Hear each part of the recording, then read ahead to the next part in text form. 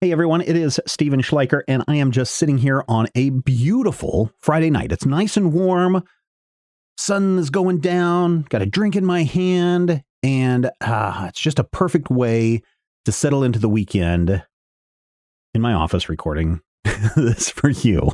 But really, I want to say thank you so much from the bottom of my heart, and I think I speak for everybody that is part of Critical Hit, that I want to thank you for all of the hundreds and thousands of emails that we have received from you, sharing your thoughts, reflections, reactions to the Void Saga and everything that went into that, near decades long tale.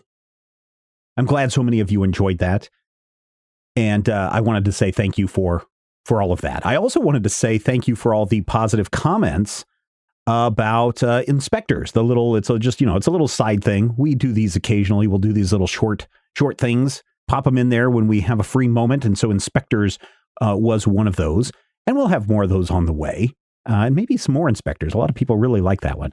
So we might see if we have some more inspectors' tales to tell you in the coming weeks, months, and years. Yes, years and years. I also want to say thank you to everyone who is a patron over at patreon.com/major spoilers. We are close, so close to hitting our next milestone. And the weird thing is it's always at the end of the month too when this happens. So it always depends on how the month plays out whenever they do the billings and everything. But we are so close to hitting that next goal. And anyone who is a silver level member and higher gets Critical Hit 2 weeks ahead of everyone else, which of course means more work for me, at least for a couple of weeks in a row, but it means more fun for the rest of you who are our patrons. And I want to thank everyone who's a patron. Really, without our patron support, we wouldn't be able to do half the things we are doing now. In fact, we wouldn't be able to do Critical Hit the way we're doing now if it wasn't for a large portion of our patrons who support this show and everything we do at the Major Spoilers Podcast Network. So thank you so much for that. Now, one of the advantages of becoming a patron is that not only do you get Critical Hit a week early or maybe 2 weeks early, you get behind the scenes access to things like character sheets and all these other things that you have access to. You also get the shows, the episodes ad free, meaning all this stuff at the beginning you don't hear when you're a patron. Maybe a perk. I don't know. Some people may say that they like listening to my voice. Hi, Mom.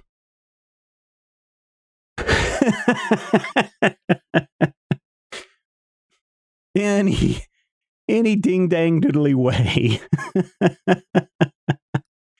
Have I told you about Harry's lately?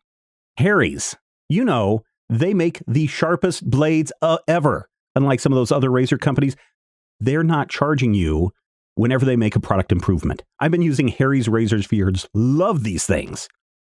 And now they have a new, sharper blade. And here's the thing.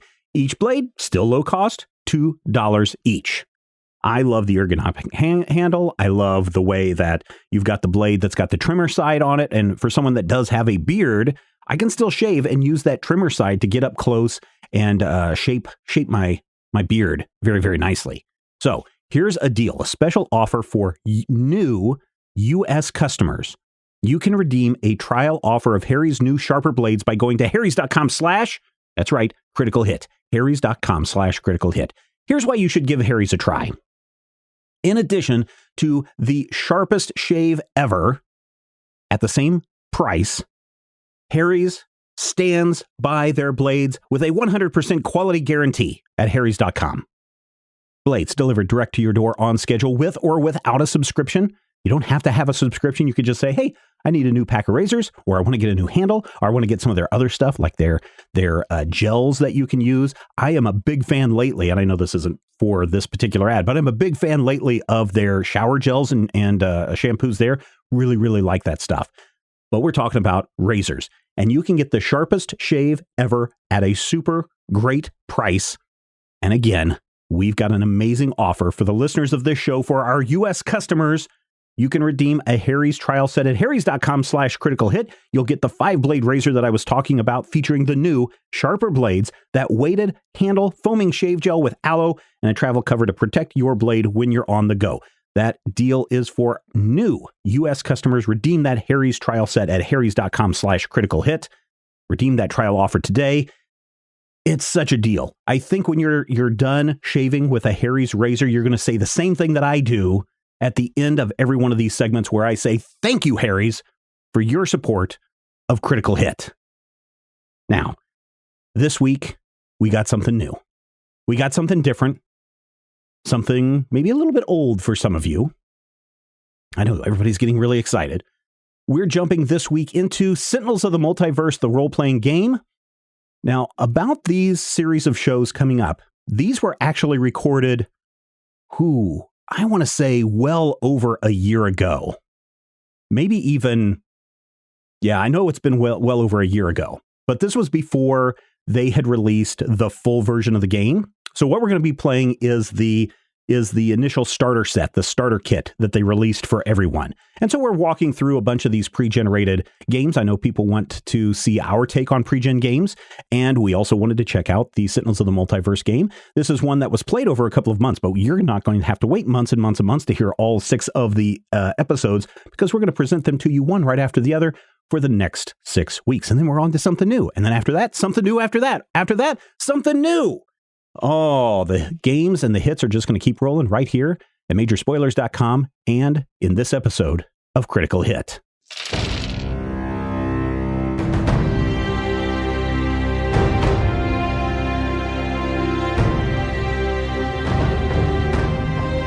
Welcome to Critical Hit, a Major Spoilers podcast. Thank you for checking us out this time. And this week we have something a little bit different.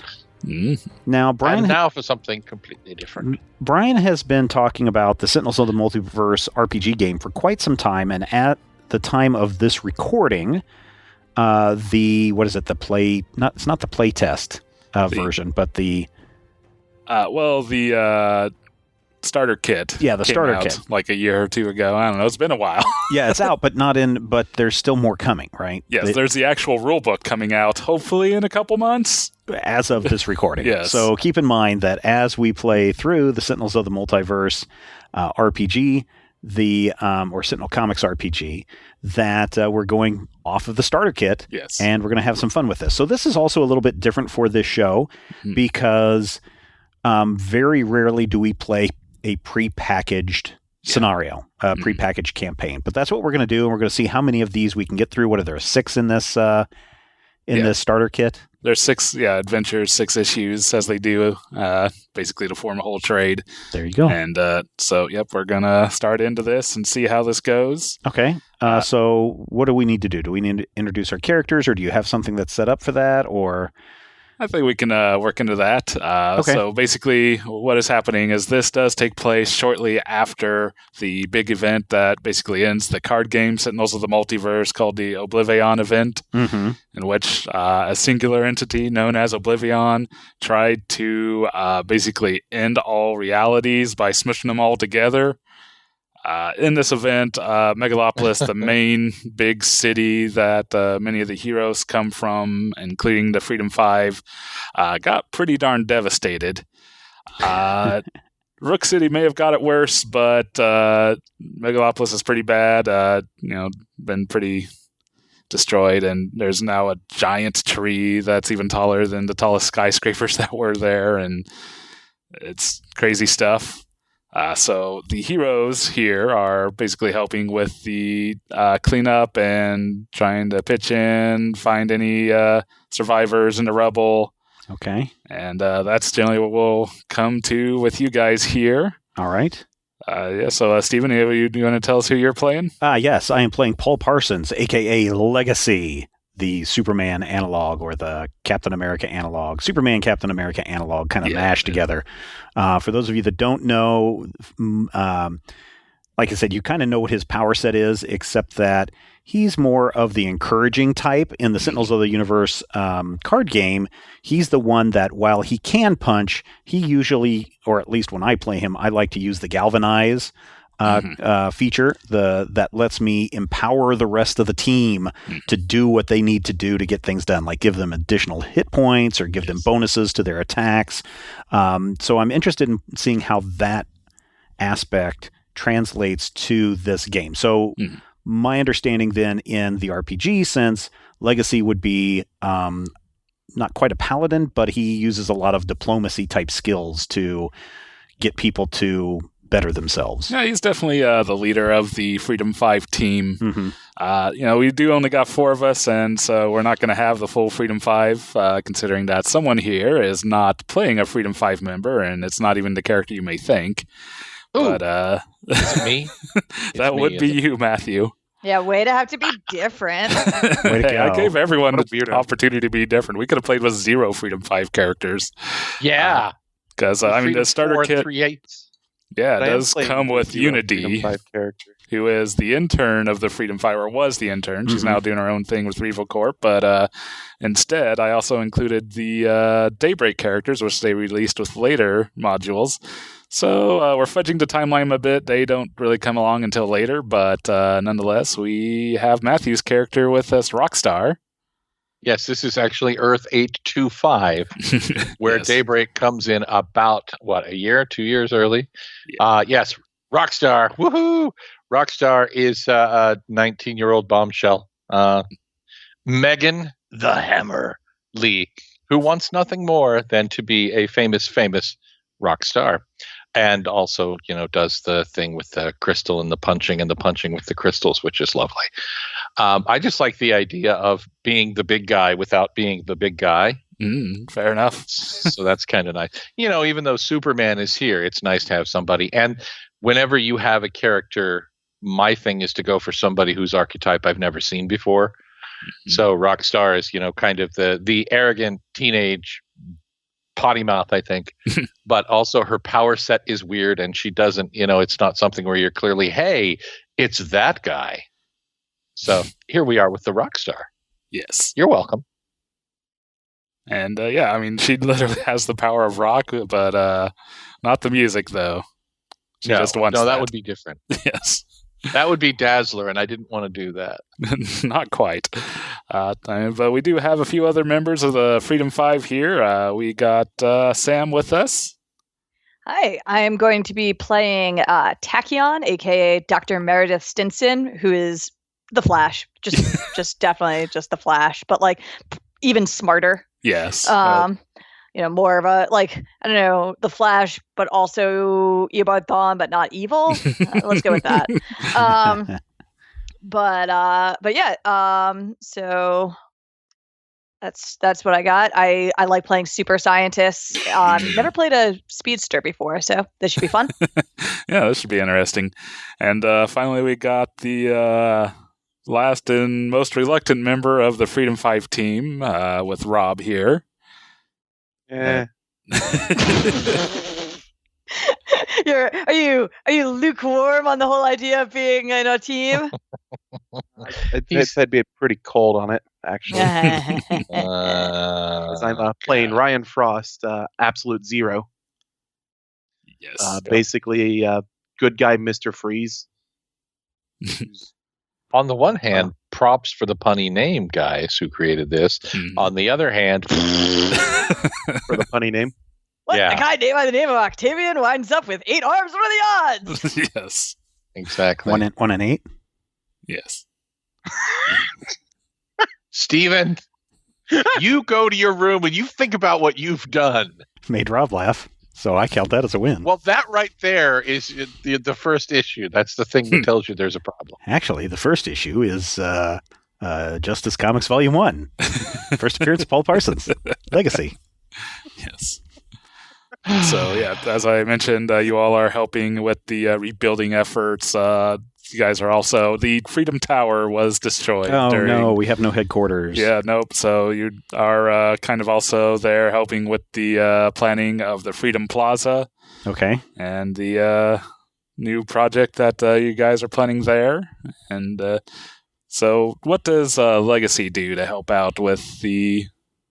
With the cleanup? With the cleanup or whatever around Yeah, the so city? I mean, so how long after Oblivion does this take place? Is the battle now over and there's people buried under the rubble that we need to save? Or is this this is about, several months afterwards and... No, this is pretty freshly after. They're okay. still... Well, then I am going to be using some of my alert nature of my powers to be looking for survivors under a lot of the rubble and trying to see who I can help and rescue. And if that means I have to help the rescue teams doing stuff, move a big boulder, or give other people encouragement to carry on, then that's what my character is going to be doing.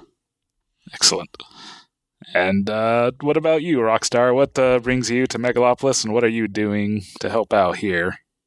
Publicity, I think. Definitely the urge to do good, but more importantly, the urge to be seen doing good. And, make sure that people know that they can access my SoundCloud once things are back up and running. So probably, heavy lifting type stuff where possible. Fair enough. Mm-hmm. Trying to look as cool as possible. So if we want to thank you properly, just go check out your Spotify when we get home. Shh. We don't want to make it sound like a commercial. Spotify, your choice for music. Also, I think that we are on Spotify, so you can go find our podcast there. Excellent. Oh, great. And while you're up, check out my SoundCloud. My new single drops Friday. Unfortunately, Critical Hit is not on SoundCloud because they want me to pay them a bunch of money to upload stuff. So no. Oh. Yeah, that could be pricey real quick. Yep. All right, and Dr. Stinson, how are you helping the relief efforts here? She's basically just like moving around super fast, cleaning up like debris. She's not super strong, but trying to get things as situated as possible, possibly with the help of like some, engineering or other scientific gadgets that she's whipped up. She doesn't have access to her lab, which she's super bummed about, but is trying to make do with what she can scrounge. Absolutely. And Absolute Zero, what are you doing around here? Probably building ice structures to keep buildings that are not entirely stable. Neat. So, so you guys are all basically help digging around in the rubble, pulling out survivors, helping getting them to the camps that they got set up to help people who have been pretty displaced by the mass devastation. All of a sudden, you start hearing a weird scrabbling noise coming. Oh, and I bet it's somebody that needs help. I will go track down the source of that noise. You start noticing it coming from the storm tunnels there below the street. Now I don't have X-ray vision, so I can't peer through the rubble. So I'm going to have to go find a manhole cover. There's a manhole cover there. I will open it up and I will peer down inside. Hello? Anybody down there that needs help? As you peer down inside, you see several red points of light glare back at you. Oh, my. Do I recognize these? Well, they look a little bit familiar as all of a sudden just starts swarming from the manhole covers and the drains around the street. There's just a whole bunch of various spider-like robotic things. Get them off! Now, do these look like... these aren't Baron Blade devices, are they? Or are they Omnitron X? Or Unity bots. Oh, Unity bots. They could be that, too. They don't so much... if anything, they look mostly like Omnitron robots. Oh, no. With the blue metal and the red lenses. Yeah. But, there's definitely interesting. So there's all of a sudden these swarms of robots coming out. Pretty soon you find that you all got a group of robots heading your way as they start snapping at you with their diamond mandibles and advancing towards you with the red lasers and spinning web. No, not these guys. Go ahead and dip into a combat here as we start figuring out how to play these characters. Yes. Use the system. Yep. So basically, they seem to break off into groups of 3 as they advance on each of you. Okay. And so, as you're looking at these, the dice are actually what represents the individual robots. Okay. Okay. So each of these minis is like 3 different robots? Yes. And cool. They're going to be going first as each of them basically take advance on each of you. And so basically the first one is going to be laying down some cover fire with its lasers, try to pin you down. And so the first one will just go towards absolute zero here first, as he tries to boost the robot that's advancing towards him, and rolls a 5 on his booster hinder, which would give the robot who's coming in and munching towards you +2 to his action. But before he does that, another one's going to shoot web at you, absolute zero, and try to hinder you. And because they got particularly sticky, nasty webs, they get a +1 to that. But get a 4, so that is a -2 to your next action. Boo. And then the last one attacks with that +2 boost and take 5 damage. Ouch. As we go to the character sheet, there should be a place where you have HP there. You can just tick that down. And pretty much similar tactics going towards Legacy. First one lays down some cover fire to help out the one trying to munch towards him. Okay. And only managed to create a +1 mod to the attacking friend. One of them comes towards you trying to web you up. Ooh, and gets -2 to your mod. Boo. And then the last one is going to attack with also a +1 bonus. Oh, and only do 2 damage. All right. Which I believe Legacy has a lot. Well, not only does he have a lot, he also has an inherent ability, Fortitude. Reduce physical and energy damage by 1 when you are in the green zone. All right. So effectively you only take 1 damage. Take 1 damage. I like it. All right. Third pot of bots are going to be advancing towards Rockstar. First one with the boost action, only doing a +1 to the one that's going to attack. Second one hindering with web. Oh, you rolled crap, so you're only going to get -1 on your action. Okay. And the one to munch, it's 4 damage. And I think you also got a similar damage reduction ability. Inherent, yes. Reduce physical and energy damage you take by 1 while you're in the green zone. Yep. Where are my hit points? If you're looking at your sheet, do you see the green, yellow, and red? And then, yes. And then underneath, there's a gray area, and it says HP. There's nothing in there.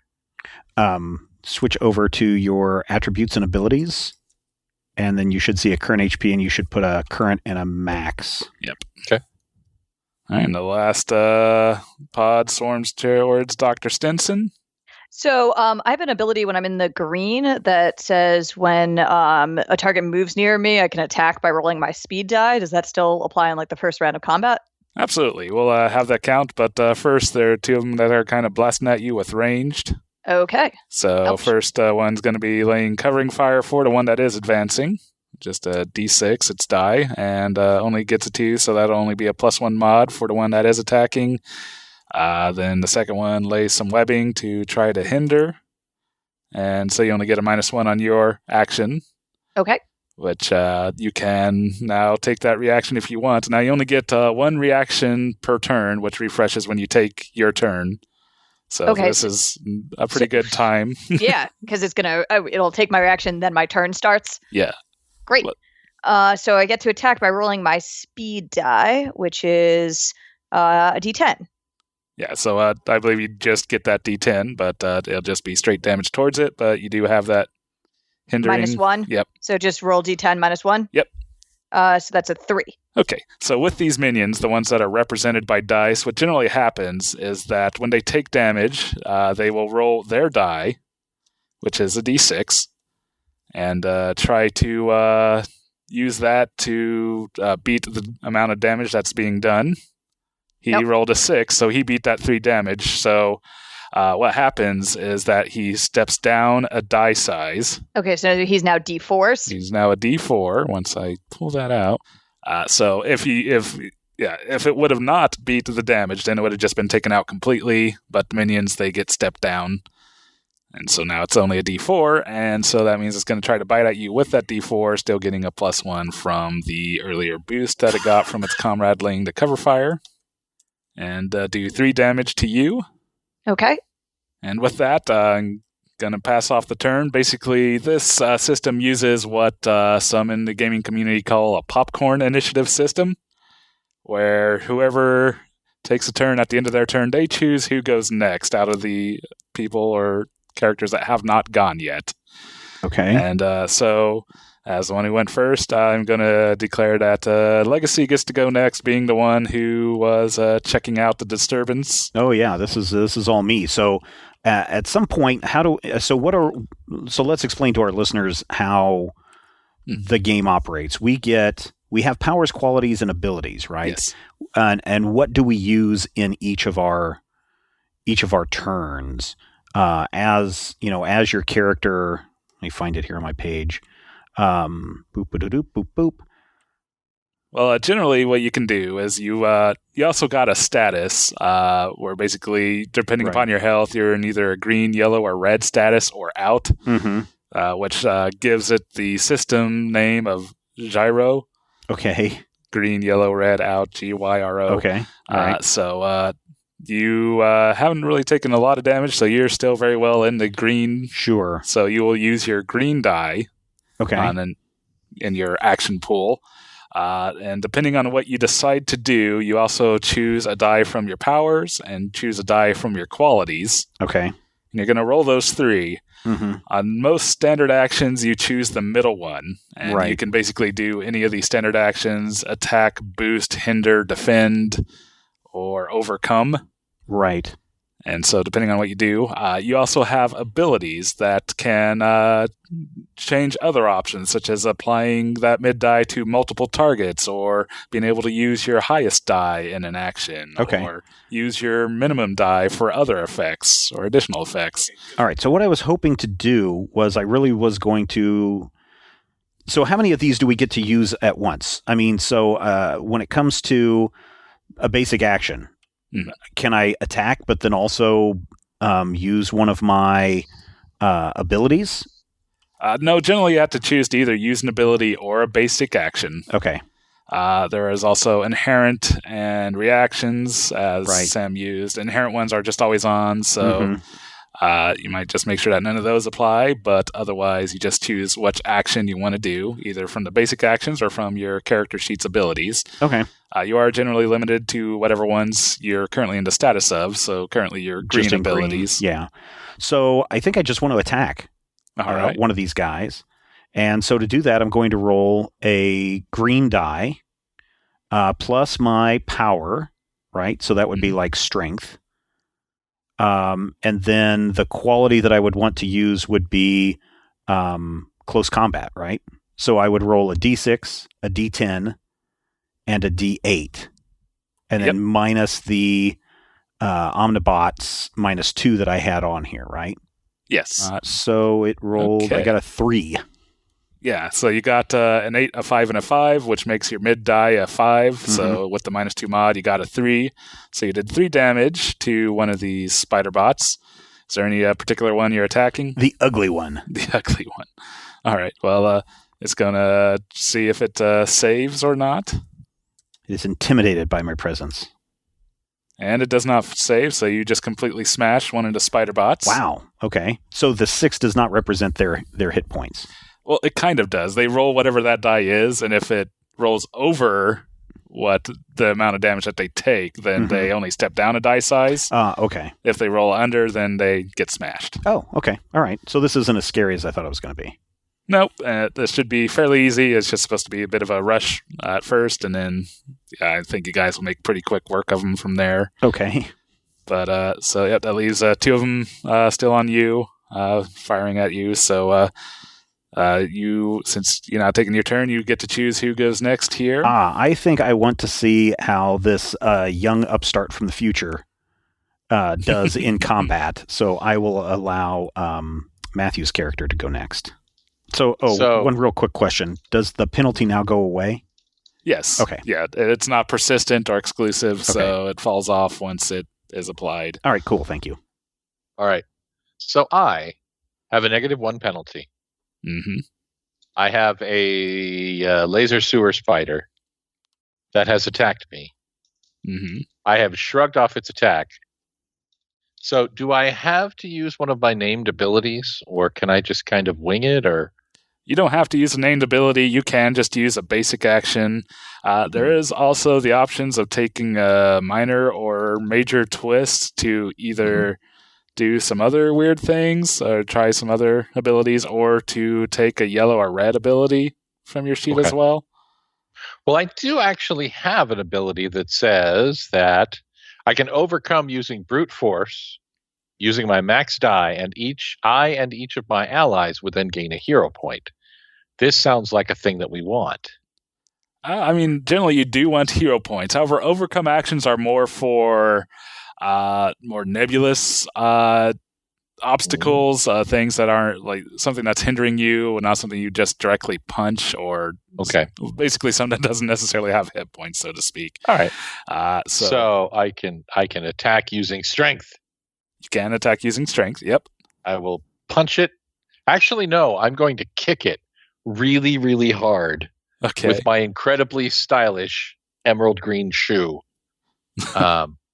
It's got a really thick, blocky heel. It'll bust it right in the chops. So I'm going to do that as soon as you tell me how to roll. All right. So again, you form a 3-die dice pool. First one from your current health status, which you're still in green. So that's a D10. Okay. Then you choose a power and a quality. Okay. So of your powers, you got stone, strength, transmutation, and vitality. A varying die size. This sounds like strength because I'm attacking using strength. All right. So yeah, if you're just using your strength to try to smoosh it, then you would click that strength on your sheet there. I click strength on my sheet. Okay. I've clicked it. You got, then you choose one of your qualities. The Rockstar has close combat, creativity, hard rock lifestyle, and leadership. This sounds like creativity to me. Does it? Yeah, because I'm kicking it rather than punching or doing fine.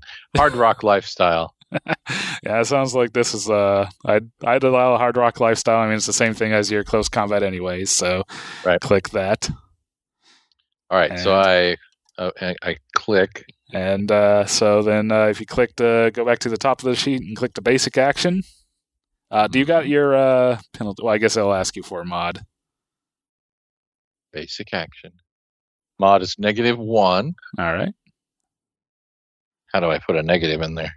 Well, when you click the roll, then it should prompt. Yeah. Did that work?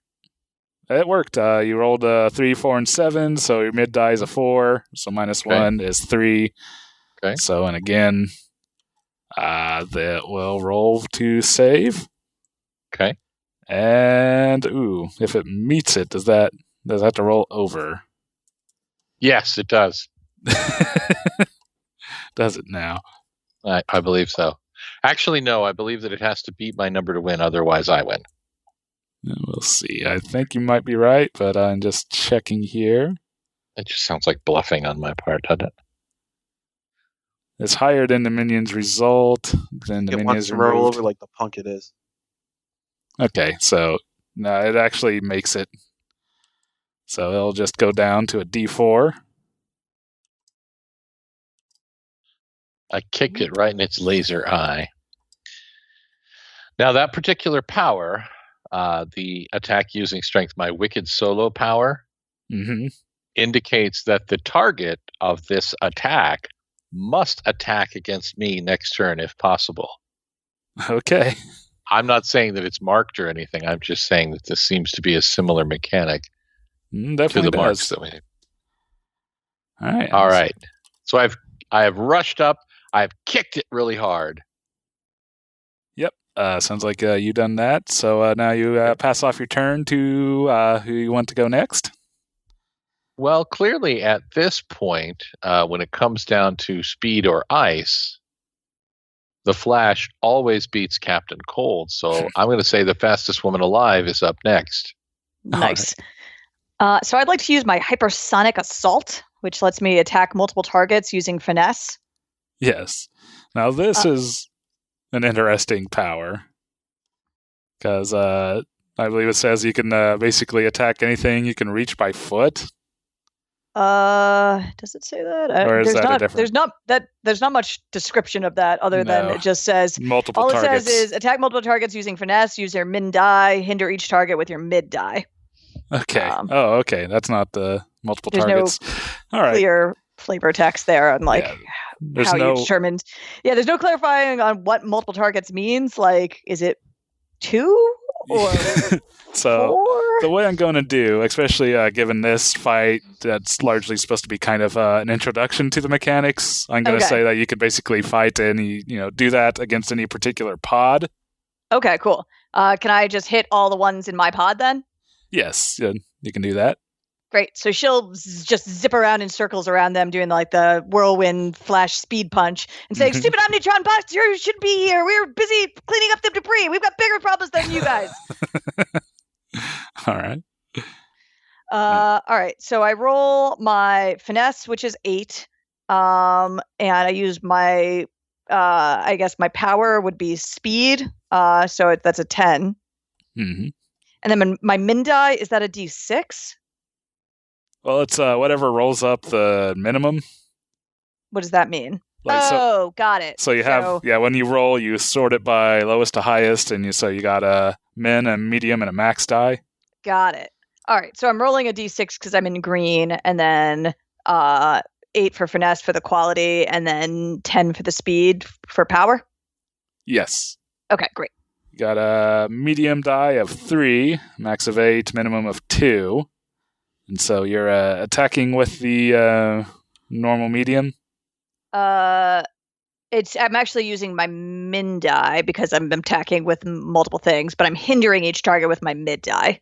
Oh, okay. I see. So it's all right. It's kind of like, I think it's like the, almost like a multiple action penalty. I'm hitting less hard because I'm hitting so many of them. Okay, so that'll just straight out take out the D4 minion on you. Great. And the other two will have to roll to see if they get taken out or if that one made it. Second one did not, so you took out one of those as well, and the last one steps down to a D4. So and then he's also hindered by 3? Yeah, so basically, you do -1 hindering. In what way is he hindered there? I'm messing up his, if the two of them I managed to like punch right through, and how about I just also like take out one of his legs, so now he's off balance. All right, sounds good. So he's got a penalty on him, and so with that, that'll be your turn, and pass it off. There's only one character who has yet to go. Go Absolute Zero. Nice to see you, Absolute Zero. Oh my god! Remember what killed the dinosaurs? An asteroid. Just gonna go away. Yeah, that's fair. That's Respect cold. that decision. All right, so yes, with these abilities, in order to use the yellow or red ones, we have to have been knocked down to that point. Mm-hmm. Yes, generally either the scene tracker, which there is not one yet in this scene, will have to be at that, or you have to be knocked down to that health-wise. Well, once you're knocked down to that, you can use anything above it. I take it. Yep. Okay, that makes sense. Seeing that these things are gearing up for another assault, Parsons can definitely take more hits. That's not a problem. And the new kid looks like she's pretty rock solid. So I'm going to put a shield, an ice shield on my good friend, the doctor. Further, I'm going to defend using cold. I use my max die, and I boost the target of that defense using my min die. Interesting. I don't remember what I'm hindered at right now. I want to say it was -2. Yeah, you would have been the first one. So. Yeah, the problem with me being the first one and then going last. Yeah, so it rolled a 5 for the hinder action, so yeah, you got a -2. For my power, I'm using cold, because that's what it tells me to do. And then for my qualities, I'm going to use cool under pressure. All right. So what you have rolled is a max of 5 and a min of 2. So you actually did a defense of 3 and a boost of 0. Is that? Yeah, let's see. Defend, use your max die, boost to target using your min. So, yep, unfortunately. Should be a boost of 1 at least. No, actually, you have to hit at least a 1 to give the bonus. 1 through 3 gives a +1 boost. 4 through 7 +2. And, oh, okay. I see what's going on. Yep. So yeah, it's basically by 4s, but yeah. So unfortunately, no bonus or penalty is created, but you do basically create a block of 3, which basically prevents 3 damage from hitting Dr. Meredith. What does this shield look like? Ooh! How about it's actually like basically, it would normally be like almost like encasing her in ice, but because she moves so fast, it actually just like almost rotates around her. Yeah, it's something like what I was going to go with. I was going to do kind of a slide in the direction, a sliding wall in the direction that she's clearly going at this point. Sweet. Sending the bots away from her. Ah, nice. All right, so you do that, and that's pretty much your action. So you were at the bottom of the round, so you choose who goes next. You cannot choose yourself. So do the bots not go next then, if we're at the bottom of the round, or? Yeah, I mean, if he doesn't choose the bots, then the bots don't go next. Ah, okay. Interesting. Oh, crazy. So you can wind up with all the PCs acting basically twice before the bad guys act? Yes, but although if you're not careful, the same can happen in reverse. Yep. Interesting. Like you can just be like, now they're going to act twice. Yep. All right. I'm going to go ahead and actually throw it on back to Tachyon then. All right, sweet. She is super fast. Then I'm going to roll with my ice thing. And let me see how this, he's hindered, so it's almost like pointless. I'll hope to like take my reaction against. No, actually, don't use it on me. Let me try to get my reaction if they let them act before me. Okay, I'll send it over to the bots then. So the first one is gonna do a bitey bite towards absolute 0, or actually, let's see. How do we want to? A few of these are going to kind of split off and regroup. So this one's going to actually kind of move towards Dr. Meredith Stinson. Hey, bam! Don't get close to me. But not going to be getting into melee. Oh, fine. I think, yeah, so this one will probably split off and go towards Legacy, leaving a pot of 2 on Absolute 0. So first one's going to try to hinder Absolute 0 with webbing. It gets a +1 to the hinder action, and it rolled better than 4, so it gets a -2 to your next action. Ugh. Second one in that pod's going to attack, doing only 1 damage. Chompity chomp. 3 going towards Legacy. First one's going to lay some cover fire to boost the one coming in for a bite. I block it all. And only provides a +1 bonus, so maybe. Second one's going to try to webify you. Beat the 4, so you get a -2 to your next action. Boo. And the third one coming in for a bite with that +1 bonus and 6 damage minus your toughness. 6 damage, so it's 5 damage then. Yep. Okay. 2 on Rockstar. The one that's still at a D6 is going to go for the webbing. Ooh, and not quite hit 8, but still get the +2 or the -2 on your next action. Okay. And the one coming in for a bitey bite with a D4. Does 3 damage to you. And again, minus your toughness. I can still shake it off. Yep. Okay. And this one at full strength heading towards Dr. Meredith Stinson is going to try to webify her too. So Tachyon will take a -2 to her next action. Okay. And the one that's already at her is going to try to bite with that D4 with a -1 and 3, which I think is pretty much negated by the ice shield. Yep. So Just he just gets a full of ice. Yes. mandible full of ice and doesn't do any damage towards you.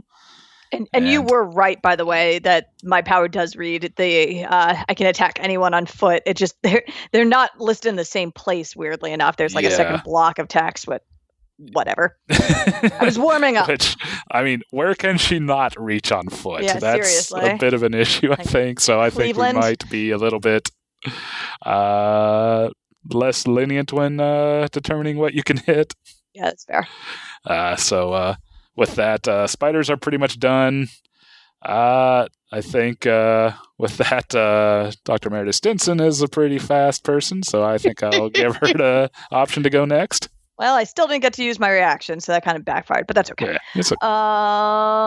I will just try to finish off this bot in my face. So I will. Now, I think I guess I'd just make a basic attack of some form. So for basic attack, I can just describe it excitingly, and then all right, cool. Choose which power and quality to apply to it, and roll, and take the medium die. Actually, so instead I'm going to use quick insight. So she's just going to like run around this injured bot, like kind of like stroking her chin a bit and like looking at its gears and like bolts and things like that. And being like, it is fascinating construction, though has this weakness. And so I'm going to attempt to gather some insights that our allies can use. So how do I do that? I use my max die. And okay, cool. So I'll be using my power of a lightning calculator and my quality of science and my status die to attempt to gain some bonuses here. All right, gonna go for a boost? Yep. All right. Roll that. That's true. I do have a double. Hey, look at okay. that. That's exciting. So 8, 6, and 6. So your medium's a 6. You did roll doubles, so you have a character ability that you actually have a few abilities that trigger off of doubles. Yeah, so I get to, in this case, when I'm using quick insight, if I roll doubles, I attack with my mid die, which in this case is the D10. So. Oh. So nice. So you do 6 damage, which will be enough to take out this guy as you basically analytically pick it apart. Great. Or were you going for the D6 over there? I guess I should have asked. Oh, no, that's fine. I was planning on possibly killing the one that was already injured. Okay. And then, because I wasn't necessarily likely to roll a 6, especially with that -2 penalty I had. So, Oh, yeah. So the -2 penalty is that's only a 4 then? Well, your max die will be a 6. Oh, right. Which the 4 still is enough. I mean, basically any damage will take out a D4 minion. Fair enough. And then I get to boost. Boost or hinder. Unfortunately, with that -2, you didn't hit the 8, which would have been a nice +3 boost, but you still get a +2. So, cool. Basically, who is going to get this boost? Well, technically, just about anyone can take advantage of that boost. Sorry, what'd you say? So, I guess you could just... No, I was talking to Matthew, who was whispering something. Boost. Matthew wants the boost. You want the boost?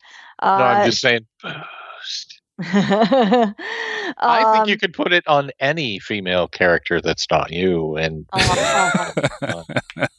all right, then she'll say, their weak spot is their left tail socket. Rockstar.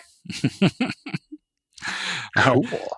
Interestingly, as you did analyze this robot, you kind of noticed that it's seeming resemblance to Omnitron technology seems to be largely superficial. Oh, interesting. When you're poking around, and basically as you took it apart, that one, poking around on it, you seem to recognize a lot of similarities to all sorts of technology you've seen before, including your own. Whoa, that's unsettling. Yes, I mean, there's definitely seems to be some similarities to Baron Blade and some to bunker suits and even some of your old intern Unity's robots. We'll have to study these scavenged parts later. Yes. So, with that, you get to pass off your turn to the next character. All right, go Rockstar. All right. All right. So having been identified that the creatures have a weakness, can I grab one of them and smash it into another, trying to hit their weakness, their left tail sockets together so that they both explode? Trying to do damage two of them at once? Yeah. I don't know if that would constitute a risky action or not. It sounds like that would if you don't have an ability that otherwise lets you hit multiple things. Yeah, there's nothing specifically that I can find in my green zone, an ability that would specifically say that. So I'm kind of winging it here. Okay, yes. I mean, you could definitely take what's called a risky action to attack multiple targets with that same die. However, you'll have to take some kind of twist in order to do so. Okay. Do I get to pick the twist? Yeah, I would say you get to decide in what way this is going to be potentially a harmful or dangerous action. Well, they're clearly going to explode. Are they? Okay, so... yes, and there's a possibility of shrapnel. And, I am not really paying attention. I have no idea what these things are powered by. But they are clearly going to explode if this works. Okay, so we'll just do a simple, this will cause some extra damage. Okay. So we'll say that you'll also lose health equal to the max die of the roll. Okay. So this is going to hurt me more than it hurts them. Yes, but you could very well likely take out two of them at once here. Right. All right. So am I doing the thing where I pick a power and I pick a quality? Yep. Pick a power, pick a quality. Quality is clearly creativity. Because I'm winging it. Because of the way I'm doing this, the power is probably going to be stone.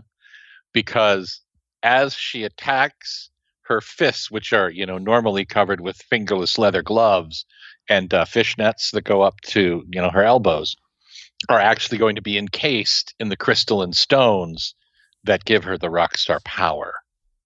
Excellent. So basically, stone hands.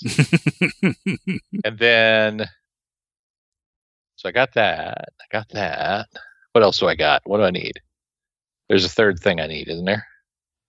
Then just whatever your health is at will determine the third die, which cool. Your green is 10. And then I have a -2 penalty from being hindered by webs. Is that correct? Yes. Weberty hindrance. Are you also going to be utilizing the bonus that Tachyon generated for you? Yeah, but I forgot to put it in. Woo! Okay, so we'll just ignore that mod. So, okay. Yes, since you basically are just doing a standard attack against multiple targets, that's going to be 2 6s. Okay. Well, actually, 6, 8, 10 is the dice rolled. So actually 8 to both of them, which will be enough to just explode all those. So, no more robots for Rockstar. Rockstar crashes them together, and those clear weakness spots impact, and then they all explode. Yes, and then you're engulfed in a quick explosion as you take 10 damage. 10? Why 10? Because the max die is a minor twist for the health damage. Well, you never explained that to me. I just did. He rolled before you rolled. He said you're going to take damage equal to the max die. You said what it was. You didn't tell me it would be. All right. Well, that means then my environment has switched to yellow. If I understand this correctly. Sounds like. Yeah, because... Yeah. Well, no, I don't think your environment status has switched to yellow. Your health status has switched to yellow. So I just leave the environment check on the green. Okay. Because, there's not actually a scene tracker here. That's what determines the environment status. Got it. Okay. You'll see those soon verify? enough. It should just automatically figure it out, I believe. We'll have to keep an eye on it and make sure, but we'll see how that goes. We'll see if it does something stupid. Yep. Okay. Woohoo! Yeah. Explosions, baby. Right. And my carefully torn outfit is slightly more torn, which only makes it that much cooler. All right. You get to hand off the turn now, so there is Absolute Zero or Legacy available. Definitely Ice to see you. So I'm going to go with Absolute Zero's turn. There was a big explosion. You could do something. Don't mad me. Stupid cold puns. So, I have modular realignment, which is whenever your personal zone changes. Uh-huh. What does that mean? Basically, when your health dips below yellow, and again, red, that's when that triggers. Gotcha. Yeah, that'll work. I'm just going to attack. I'm going to use Freezer Burn. Okay. Attacking the ones in front of me. All right. Which I use cold. And I will...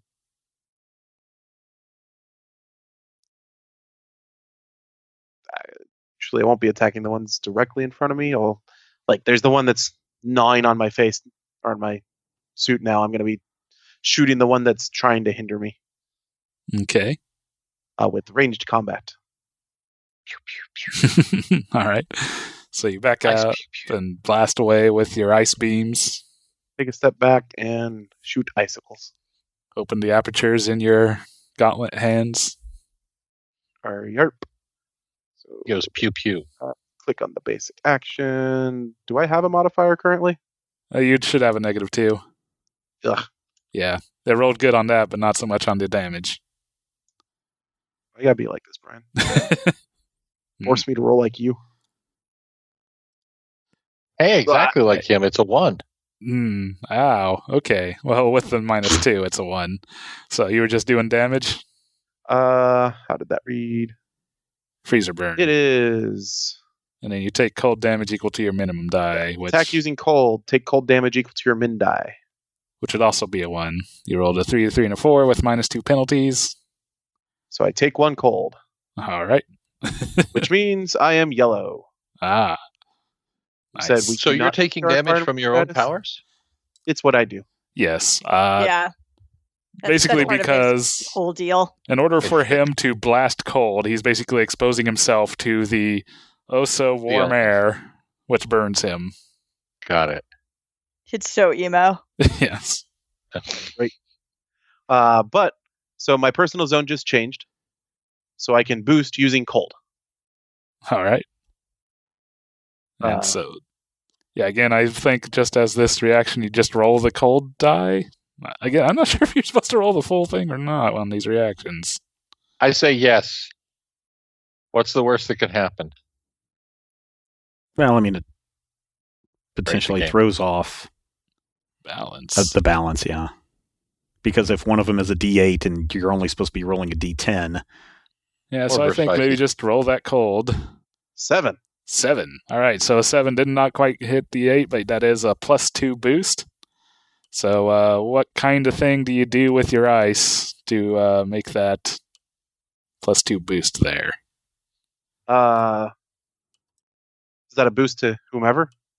Yeah, it's just a general boost. I mean, it's kind of like a Fate where you just kind of put an aspect on the scene, but that anyone can take advantage of. Or, I mean, you can put it on a particular person, and then it just kind of is dependent upon what you do in the fiction, and then I'm going to throw it onto Legacy, because I'm going to shoot the icicle through the first robot. Mm-hmm. Terribly. And it's going to become a pedestal under a robot, putting it right at a punching height for Legacy. Okay. So that's a +2? Yes. Okay. All right, Parsons, do the thing. Well, so you and Rockstar are both in the yellow? Yes. I'm going to use a motivational charge and hopefully get you guys a few little health points back. Yeah, Don't worry about it. Motivational charge. No, I want to see him do it.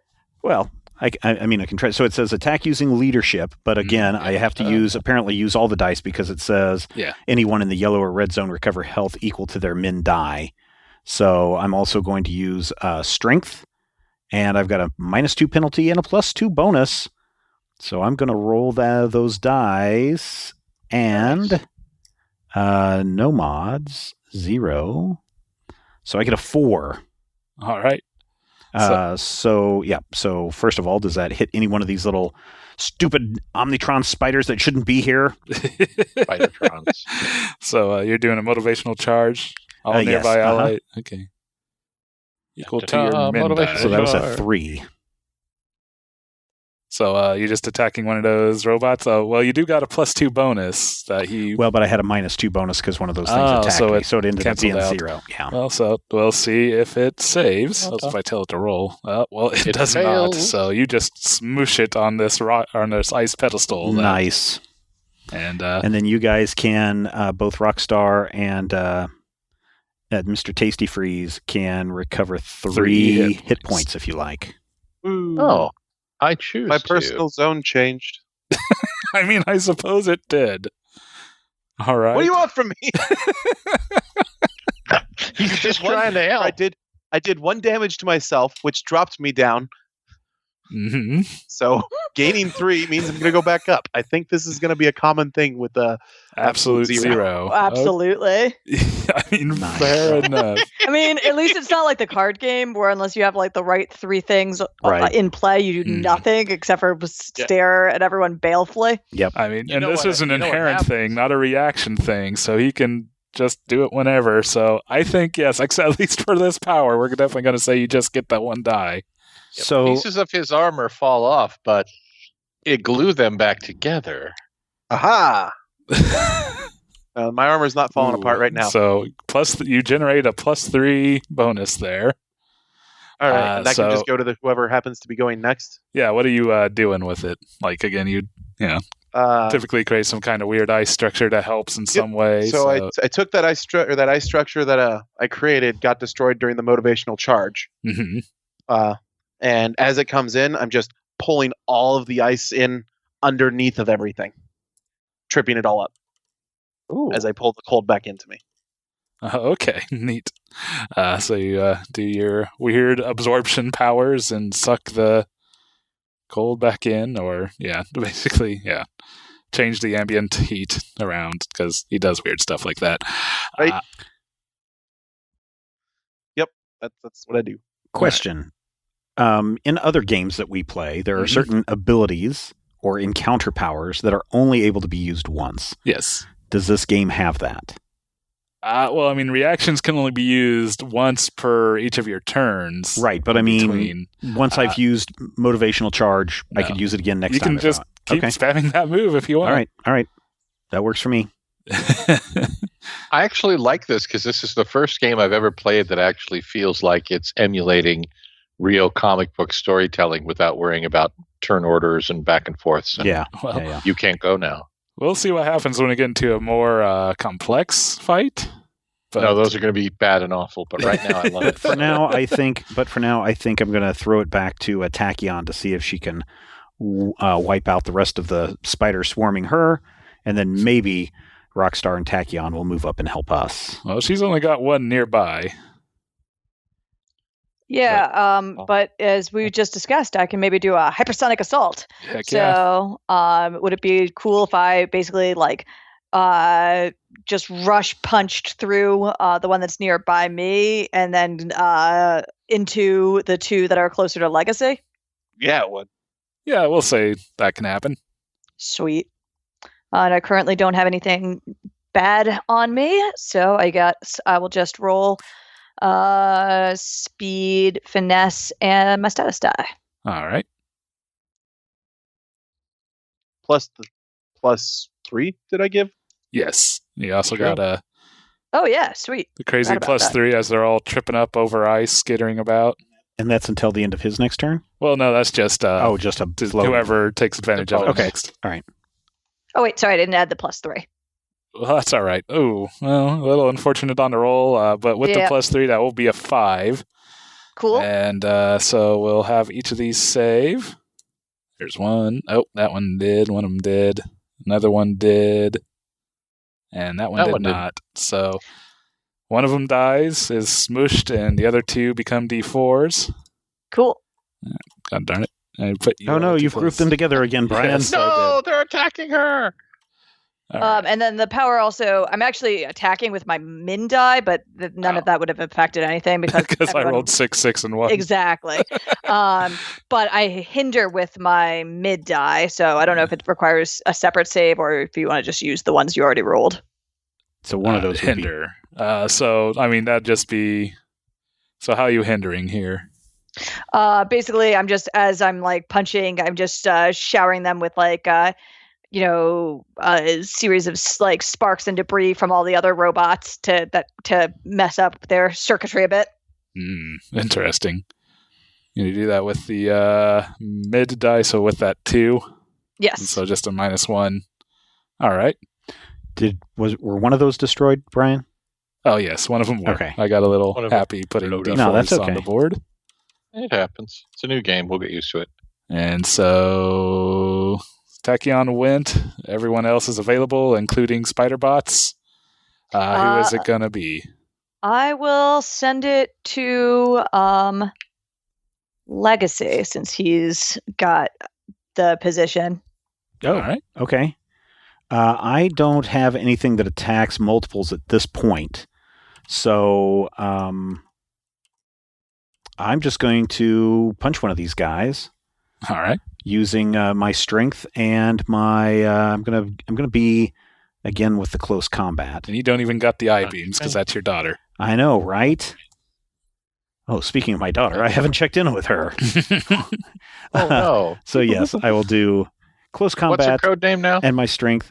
She's not Legacy Junior. What is she? Young Legacy. Young Legacy. Yeah. And I've got she's not Beacon in this variation. No, that's in the tactics timeline. Ooh, boo! 3. I like Beacon better. It's a good name. Yeah. So you get a 3. So only D4. They're rolling 4. So that'll just automatically takes them out. Okay. So one less. One more. That's it. And then those 2 over there. So you went. So you got Absolute Zero, Spiderbots, or Rockstar, who haven't gone yet. All the Spiderbots are on me right now. Spiderbots. There's a weak one over here. Spider time. He's going to go next, Legacy. Oh, let's get Rockstar into doing something besides standing around like all teenagers do, posing for their Insta chats. So Rockstar is going to drop the hammer. All right. So I attack using strength and hinder that same target using my min die. Ah, nice. So strength is my thing. And then under qualities, I don't know if this is going to fall under close combat. It sounds like very generally a close combat. All right. So what's going to happen is this particular power looks like this. Mm-hmm. I take a running start, and with each step, I hit a piece of crystal that gets a little bit higher to the point where when I get to him, I'm actually jumping off him and kicking him in the face with Stonefoot.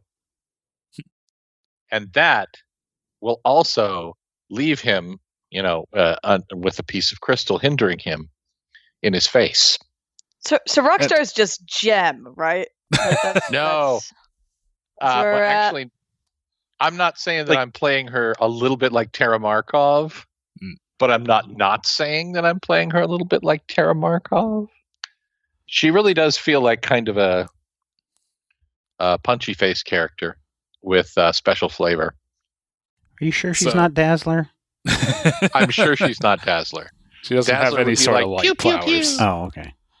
So which one are you going for here? The 4-sider. All right. So strength, close combat, and I'm in the yellow, so my yellow thing is 1d8. Even after the health that you received back, you're still in the yellow? Wow. Yeah. Oh, that's right. You got hit by really 10. hard. That's right. I basically stood in the midst of an explosion that looked really awesome, but also hurt me. So you basically, totally power drive that thing into nothingness. Yes. It was really, really awesome, too. It was like, whoosh, it was kind of like a Sailor Moon attack, only sort of like a Sailor Ramon attack, I guess is what it would be. So, yeah. So that leaves either Absolute Zero or the Spider Bots to go next. They're swarming him, so I think he should probably go next, lest he be eaten. I'm going to use my ice shield again. All right. Targeting myself. Okay. So I guess I'll swap that back over to cool under pressure. All right. Because just definitely not ranged combat. Well, it could be creativity, but those could be. But, yeah. I think cool under pressure would be applicable. Not particularly bantery. Yeah, no. Not nope. Quipping. Snow joke. I shouldn't actually have any mods on this one, right? Nope. Yay. Ooh, that is 6 if you're using the medium die. Not using the medium die. Maximum is also 6. I use my max die, so that'll be a 6 instead of a 6. Yes. But I boost the target of that defense using my min die, which is a 5. Okay, well, it's basically a +2. Well, yeah, you get 6 defense and +2 to boost. Nice. So that means I have 6 DR until my next turn, or? Well, basically you just block 6 damage the next 6 that comes in. Oh, even 6 better. Temporary hit points. Awesome. That's what it is. And I will toss that onto the spider bots. Okay. They're the only option. Right? Well, if you're boosting, you probably would want to boost an ally. No, I have to boost myself. I have to boost the target. But that's the end of my turn. Oh, so yes, they have to go next. So they're going to... well, one of them is going to kind of skitter away as it tries to maximize damage. And so one of them is going to attack you, Absolute Zero. Even though it doesn't seem advisable, and you take 1 damage with your 6 defense. And the other one tries to bite Rockstar, smelling blood in the water, and Rockstar takes 4. Don't forget your invulnerability, which actually is better as you're lower. Well, I think, in the yellow zone, you should be able to block 2 of those damage. Yes. That is correct. Ha-ha! So I only take 2 points of damage. So question and people who are listening, and I've edited out a lot of the little mechanical bits, but if you're wondering, we are using Roll20 to play this game. But Brian, is this a Sentinel's RPG template, or did you create this all yourself? No, I did not create this. Okay. This is definitely beyond what Brian would be willing to do. I mean, it's a lot of work, and it works very, very well. I'm very impressed with it. Yeah, so you can find the name on there, but I'm not there. But okay, that's fine. The person that did make this, good job. Created by Teekay 1127. That you should go and find it. Teek is McGeekus. Oh, Teekus McGeekus. I get it. All right. And so with that, we'll pass it back off. I think Absolute Zero's got a pretty neat boost, and I'm going to allow him to go to see what he does with it. Awesome. So I still have 5 temp hit points then? Yep. Yeah, I guess so. Let's just go ahead and kind of circle around the guy. I can't select my character. Nope. Oh, circle around and back up towards the group as I throw ice at the... throw ice at the one that's trying to beat on Rockstar. Can you take out more than one? Nope. I deal damage to 2 things, one of them being me. Which means I might be able to boost people, depending on how high my min die is. Oh, okay. Oh, which I've got a nice +2 boost. Yeah, let's do this. I'd have to actually hit myself for 7 in order to get that, but screw it. It doesn't make sense for me not to take damage right now. I'm Absolute Zero. Huh? How did that happen? Ooh, what ++2? Okay. Well, anyways, your medium die is a 6. +2 is 8, and that's enough to totally skewer and destroy that. And then I take damage equal to my min die, which is 3 so plus 5. 2, 5, yes. Okay. I don't have any more temporary hit points, Brian. Is this cold? You know what? I bet it flipped is. those around. Like when you have a negative and a negative, you turn them to a positive. I bet it's taking a... Well, that still wouldn't make any sense unless it was I bet it's using just the min die. confused because it's got 2 pluses in there. Yeah. I mean, I think ++ is some kind of Boolean operator, but I don't remember what. Yeah. Anyways, so who are you tossing it to next? What are my options right now? Anyone that's not you? Oh, yeah, because the spiders did have a chance to go. They went Okay, last spider seed time, would they so... eat? On critical hit. No, I'll throw it to Tachyon. Get in there, Tachyon. Sweep these things up. Clear one out of her way so she can get a running charge on the next one. Sweep the leg, Johnny. Sweep the leg. Fair enough. In a lightning fast blur of red, white, and blue, Tachyon will blitz forward at the last of the robots. And I'll just make a basic attack, methinks. Right. Using the same pool of speed. Actually, I'll make it speed, close combat, and my green die. That's the same exact pool, actually. All right. 2. Yeah. I'm rolling poorly. It saves, so it just drops to a D4. Okay. So you do get a good hit on it. Then I'll shout out, "Finish it, Rockstar!" All right, I'm going to finish it. All right. Yeah, basically if you attack it, it's dead. Oh, really? Yep. If I By the way attack it with minions anything? work. Yeah. If you don't if you roll more than 0. Ooh, And since this you sounds don't like fun. have any penalties. Wait, because then it just rolls a D4. Yes, and so if it fails, then it drops. D4 is the lowest, so it's dead. Oh, okay. Okay. So I am going to attack it using strength and, I don't know, hard rock lifestyle, and just basically punch it right in the face. All right. With a triumphant uppercut.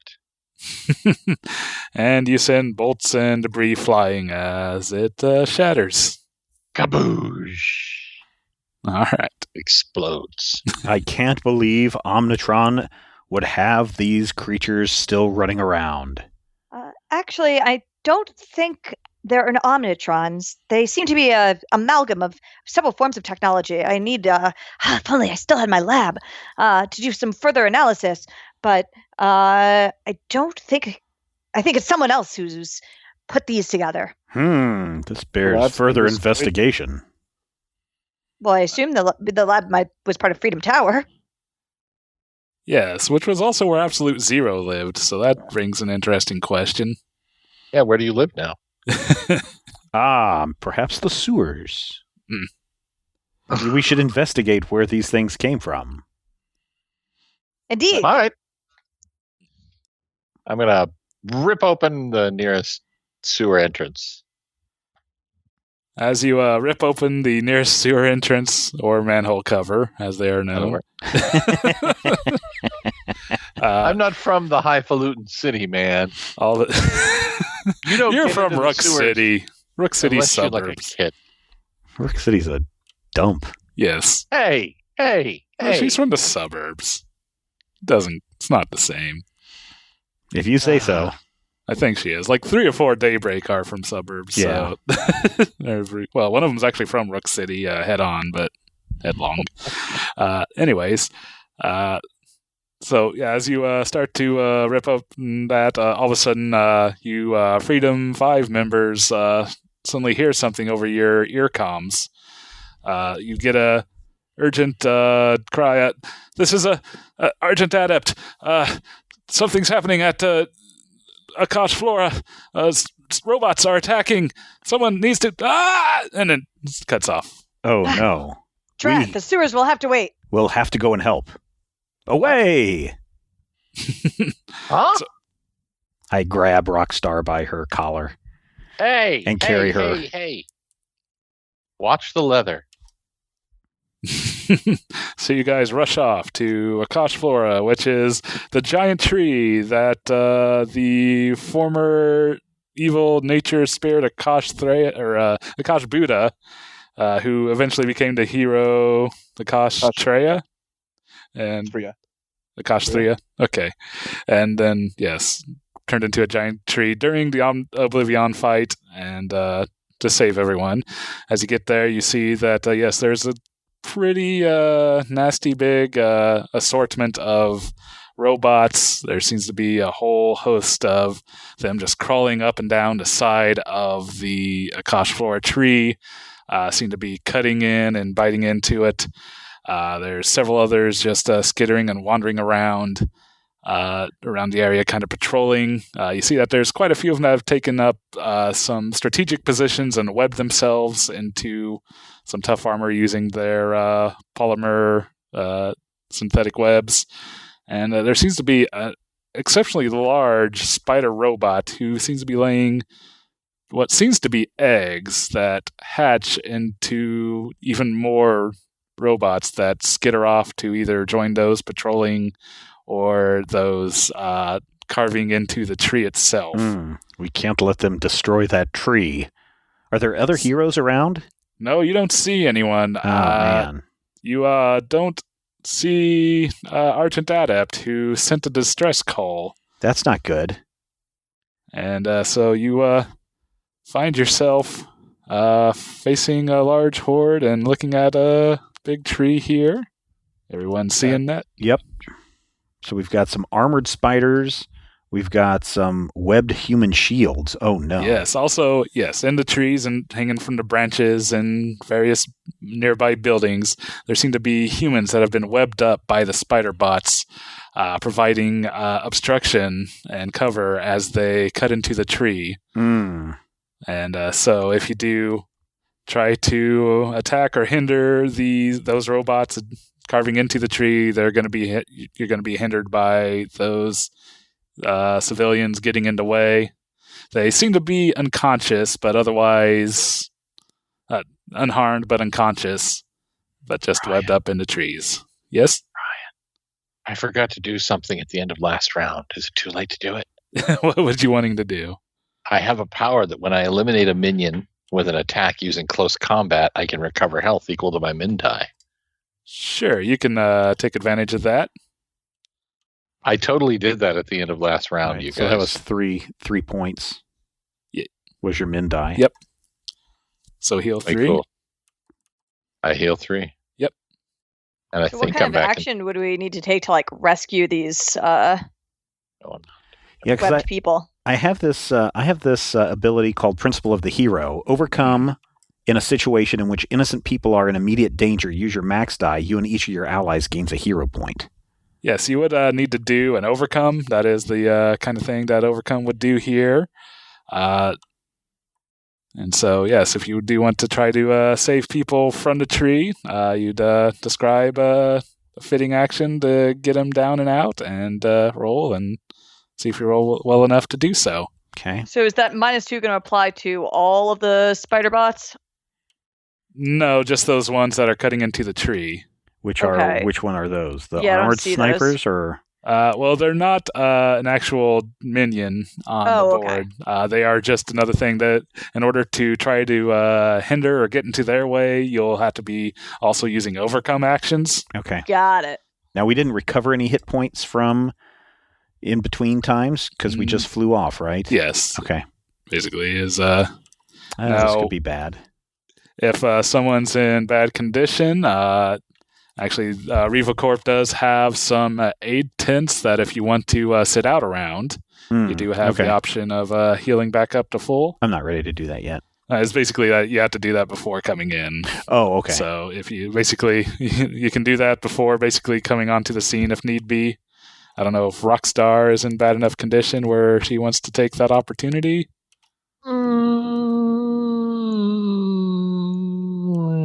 No. I will go ahead and let Legacy take the lead here and let him go first. All right. Well, first, since I'm carrying Rockstar, I'm going to fly over a big group of the armored spiders or armored snipers and say, you can take care of these, and drop her off. But then, because there's innocents over there on the tree, I have to use Principle of the Hero, overcome in a situation in which innocent people are in immediate danger.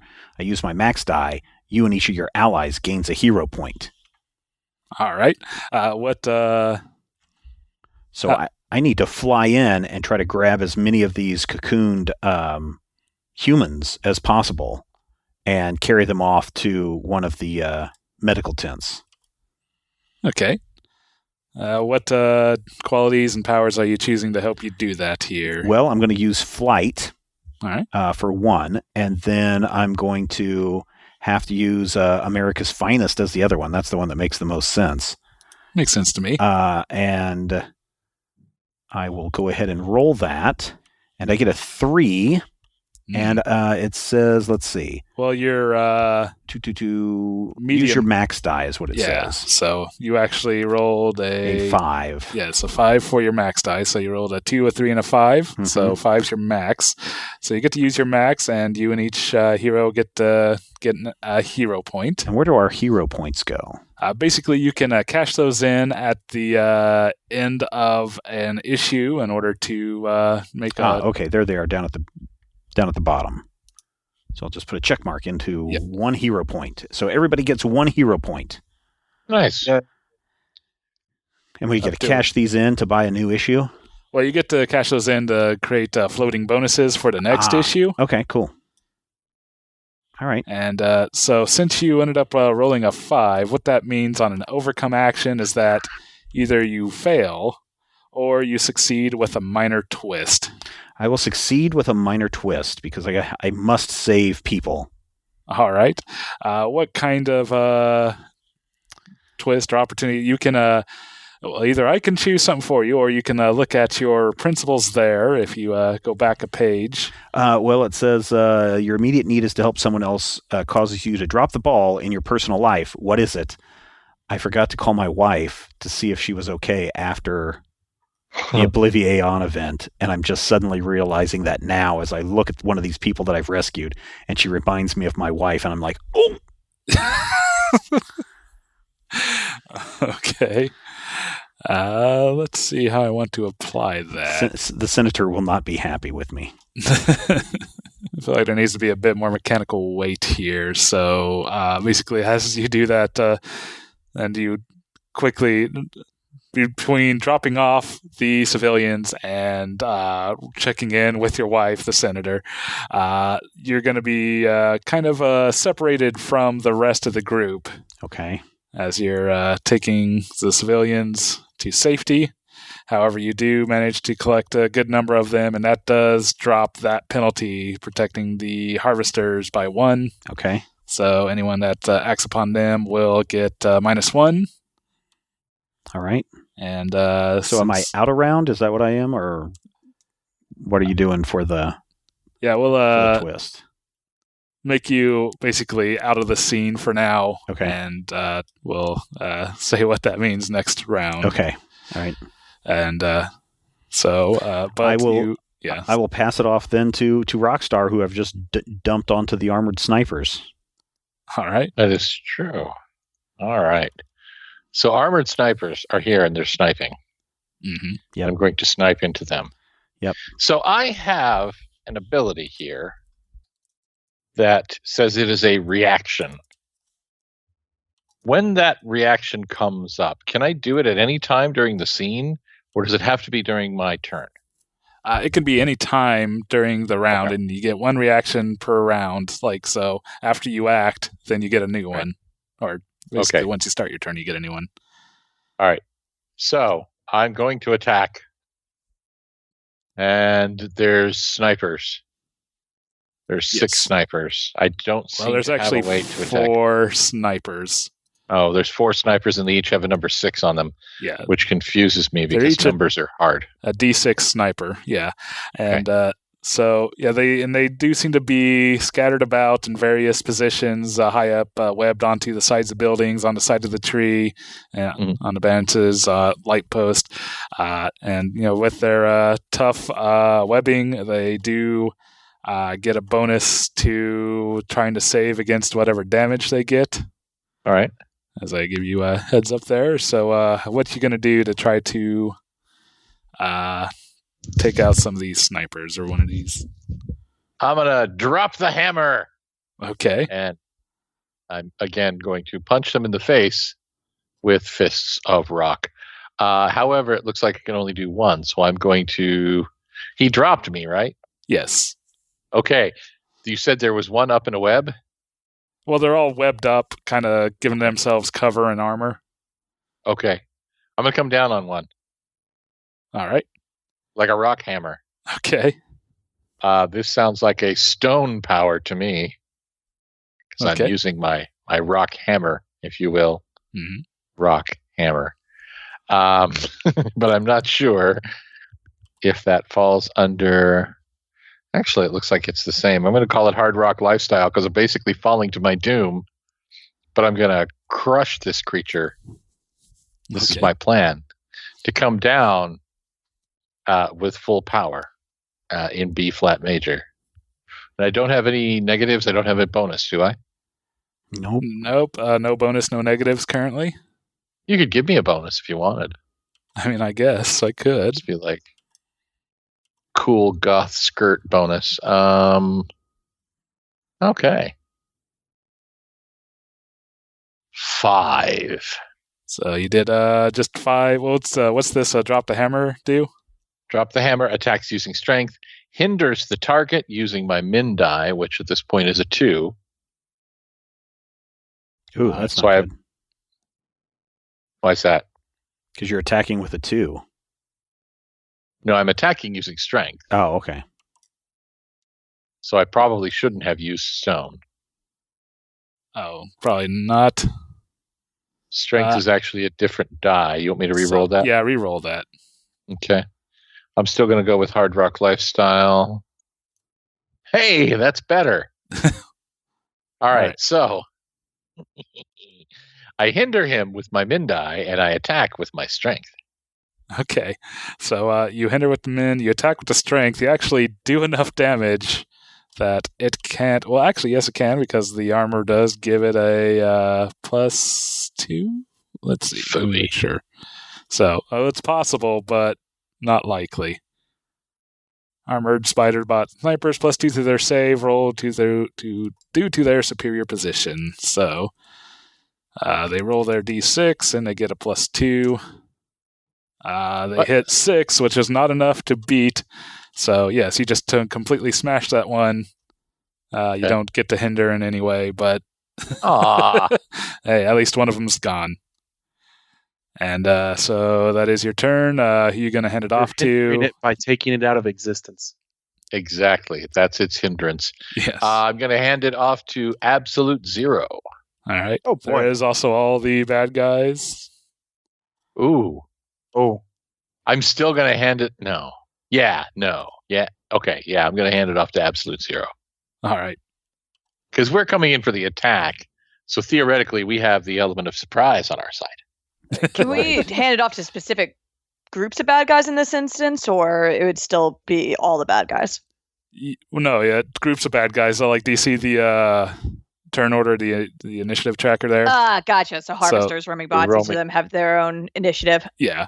I assume the mothership is the big spider thing? Yep. That's the big spider thing that seems to be laying metal eggs that hordes of more spiders seem to be crawling out of. Nightmares, people. You're going to have nightmares. Metal eggs.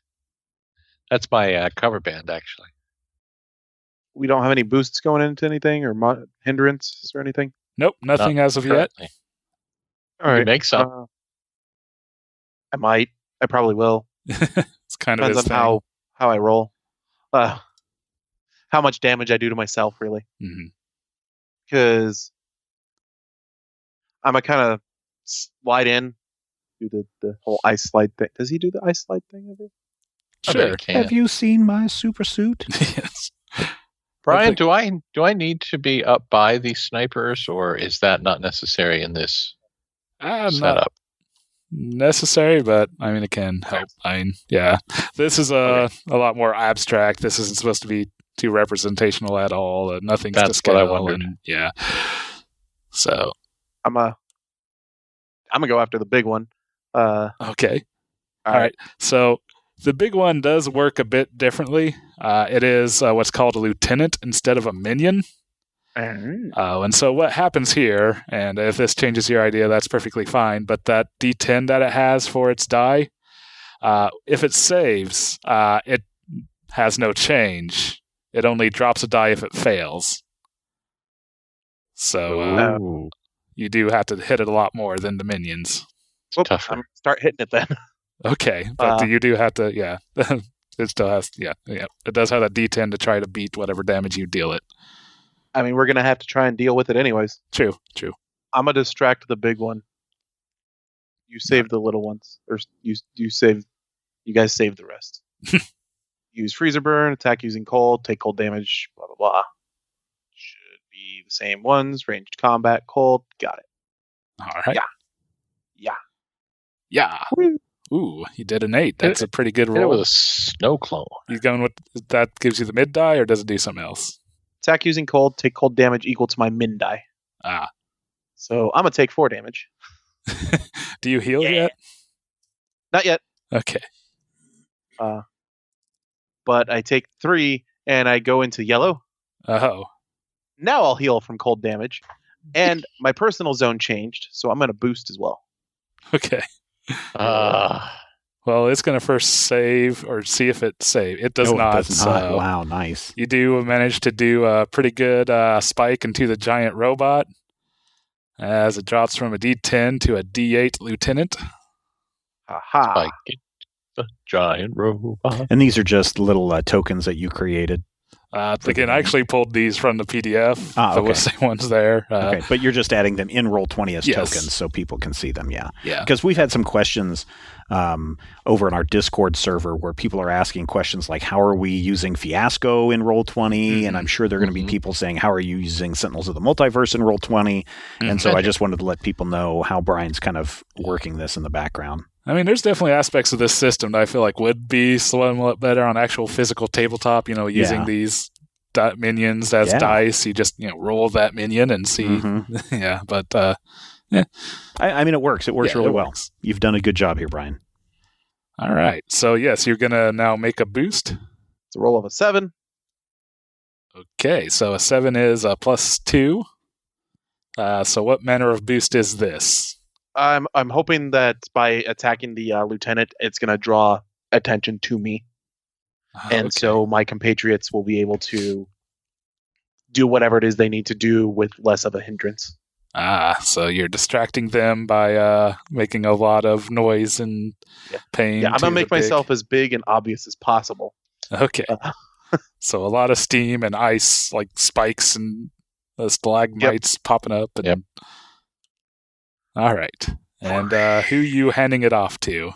I'm going to hand it off to the armored snipers. Okay. Oof. I don't want them to be just completely overwhelming us at this point. Yeah, no, I absolutely agree. Good call. Good call. Plus, hopefully they'll attack me. Well, I think at least one will. So yes, as basically they start turning to you, and basically the one sees that you did totally smash one of its comrades, and so it turns and fires a laser bolt at you. Is that a close range attack? Well, it's a ranged attack. But is it a close range attack? Probably not. They're scattered around in various positions high up. And now I'm mad. Take 2 damage. I don't wanna. I'm mad now. Well, I think you do actually just block it. Yeah, because you're in the yellow zone, so you block 2 damage. Yep, I just soak that. Yep. And I think the other 2 are actually going to fire towards Absolute Zero, seeing as how it's doing some nasty damage to the mommy bot over there. That makes sense. How does the green zone versus the yellow zone work? What do you mean? The start and end tracks. Like, is there something on there tracking them, or? There's nothing yet. It starts out in the green zone. You're in this green zone now. So none of the things have been ticked off. It'll tick off every round, and as it gets down, then basically, you go with whichever is lowest of either your health or the scene. Okay. And okay. And that does also grant you the additional unlock abilities. Your powers. Yeah. Oh, okay. Neat. So, as the going gets tough, generally the heroes get going. We stick around and we save the day. Yes. Well, Rockstar actually, interestingly, has kind of a reverse in her status, is that her status die gets lower as it gets worse. Okay. These young whippersnappers don't have the wherewithal. Just don't have the gumption to keep it going.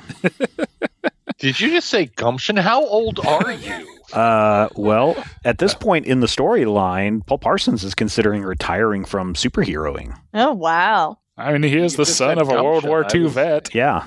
Yeah, so he's pretty old. Oh, you're one of those super boomers. Yeah. That's been around about as long as the Wraith has, but the Wraith is still, in their 30s? Yeah, but she's got really weird stuff going on. But Pauline, though, has got to be in her 20s or 30s right now, so... Yes, exactly. It's. I mean, my character is middle-aged, too, so... Yeah. We are the old guard. Yep. Sorry. And I'm the wave of the future. Oh, man, it's going to get grim and dark and gritty. Ugh, how disappointing. Oh, boo. So the other two snipers, as they blast at Absolute Zero, making a scene over there, end up rolling average 1 and a 6. So 7 damage to you. Is that typed in any way, shape, or form? Laser damage. That's the best type. I mean... Yeah, if I take cold damage, I heal. Yeah. I mean, don't think that's. It doesn't seem to be quite so tightly grouped damage types as the card game does, but they're blasting with lasers, so not cold. Boo. All right. Well, I didn't swap over to the red zone yet, so we good. Swap. Oh man, that sounds scary. Yeah, he's getting down there. But then again, he's kind of like he that. Brings it on himself. He does. Yep. And I think with that, the snipers will actually hand it over to the mothership. Uh-oh. And basically what's going to happen there is she's just going to spawn more spiders. No. A few of them go to basically join the roaming patrols gathering around, while mass hordes of them go to the tree to join the harvesters there. As that just keeps getting nasty and nastier. So we're going to get quite a few more roaming. Oh, wow. There are now 8 roaming spiders bots. Yes. Rockstar's marked. So we have Tachyon, harvesters, roaming bots, and the environment left to go. I think the robots are going to take their opportunity here to continue their onslaught.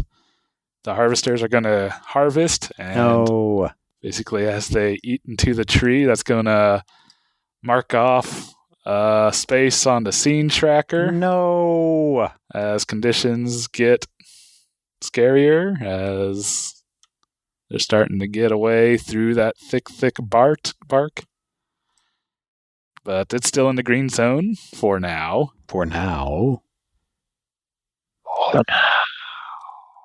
And the roaming bots are going to go. And basically they're going to group up on each of the heroes, and they're going to be practicing similar tactics as they did before. So first the pod on Absolute Zero. First one's going to lay some cover fire as one comes in to snap at mandibles. Only get a 2, so only providing a +1 at the one that's going to attack. One of them's going to sling some web, try to hinder you. Ooh, and get a 7, so you got a -2 to your next action. That's fine. And the last one comes in to bite with a bonus, so 4 damage. Woo! Guess what? You're out. You're red. No. I am red, Oh, and which means it's boost time. okay. And you can use any number of boosts on attacks or on actions. So this is hindered, right? Yeah. Well, what's that? Well, you hindered me on my next. Yeah. Oh, yes. I suppose so. And I'm assuming I'm not able to. Well, I would be able to use my own boost, but Also, I probably shouldn't use my own boost because it doesn't make sense. Because I'm doing exactly what I wanted them to do. I don't know. Rob is slightly confused. I mean, if you can justify it, I'd allow it. Yeah, I'm not. I'm going to leave it for someone else. Okay. I'm going to give this one to whoever wants it as well. So it's a total of 5. All right. So that is a +2 boost. What kind of boost is this? Not sure. I'm basically fast flashing between hot and cold, making the robots, the metal adjust to that. Also, maybe throwing off their sensors. Hopefully. Yes. Okay. Making them brittle. I'll allow that. So you got a So- +3 boost of distracting and a +2 boost of. Was it a +3 boost? Was it not? But I had to get to an 8 to get a +3. Oh, you'd have to get to an 8. So 2 +2s? Yep, there's a pair of +2s floating around. Okay. All right. Next pod of 3 is going to be going towards Rockstar. So Okay. again, one's going to be laying some cover fire to allow one to slip in and bite. Ooh, and do Okay. a pretty good job. And so it's going to get a +2 to bite you. One of them's going to sling web to try to hinder you up and get a boost because they're good at webbing, but kind of roll crappy, and you only get a -1 to your next action. And the last one going to come in and bite with a +2, doing 8 damage. Ooh. Ooh, so that would trigger a thing. Would it? I was attacked at close range, right? Yeah. You got a So reaction? yeah, when I'm attacked at close range, a thing happens. All right. Oh boy. Ooh, crap. I attack all nearby enemies Wow. Okay. So that's like by 6 of them. rolling a single stone die. Well, I'd say the snipers aren't close by. Oh, okay. They're scattered around in high positions. Can't there But be one? I will let them get those 3 in that pod. Okay. I get You to also roll a have single. floating +2s running around that you could potentially use. That's Oh, true. Could I use one of those? You could Sure, use might one as or well. both. I could use. Oh, boy! If I'm attacking 3 at a time, do I want to be greedy and use both? I think you can afford to be greedy right now. Okay. So you said that they were from what and the who? One of them is from them being distracted by me just throwing Mhm. heat and cold everywhere. The other Okay. is throwing off their sensors and futzing with the metal by throwing heat and cold everywhere. Cool. So yeah, they're hot and they're cold. They're yes and they're no. They're up and they're down. They're a Katy Perry song that I would never cover because it's not my genre. However, because of all of these distractions, one of them bit me. Mhm. So now I can respond by crossing my arms and just flinging stones in all directions. All right. Just huge hunks of crystal right into their faces. Okay. Give me a roll of stone. 16! Wow. 16, Brian! Okay. It'll only be a 15 because you are at a -1 on your next roll. That's I don't care. True. It's a 16. I think he wiped them all out, Brian. He did. He did just completely skewer and explode that whole pod of spider bots. Man, if only you could have rolled that against the mothership. Right? which leaves a few more who managed to find Tachyon while roaming around on their patrol. Oh no! Did they get close enough that my reaction can trigger? One of them will, but first one of them's going to try to web you up and do pretty good, and so you got a -2 on you.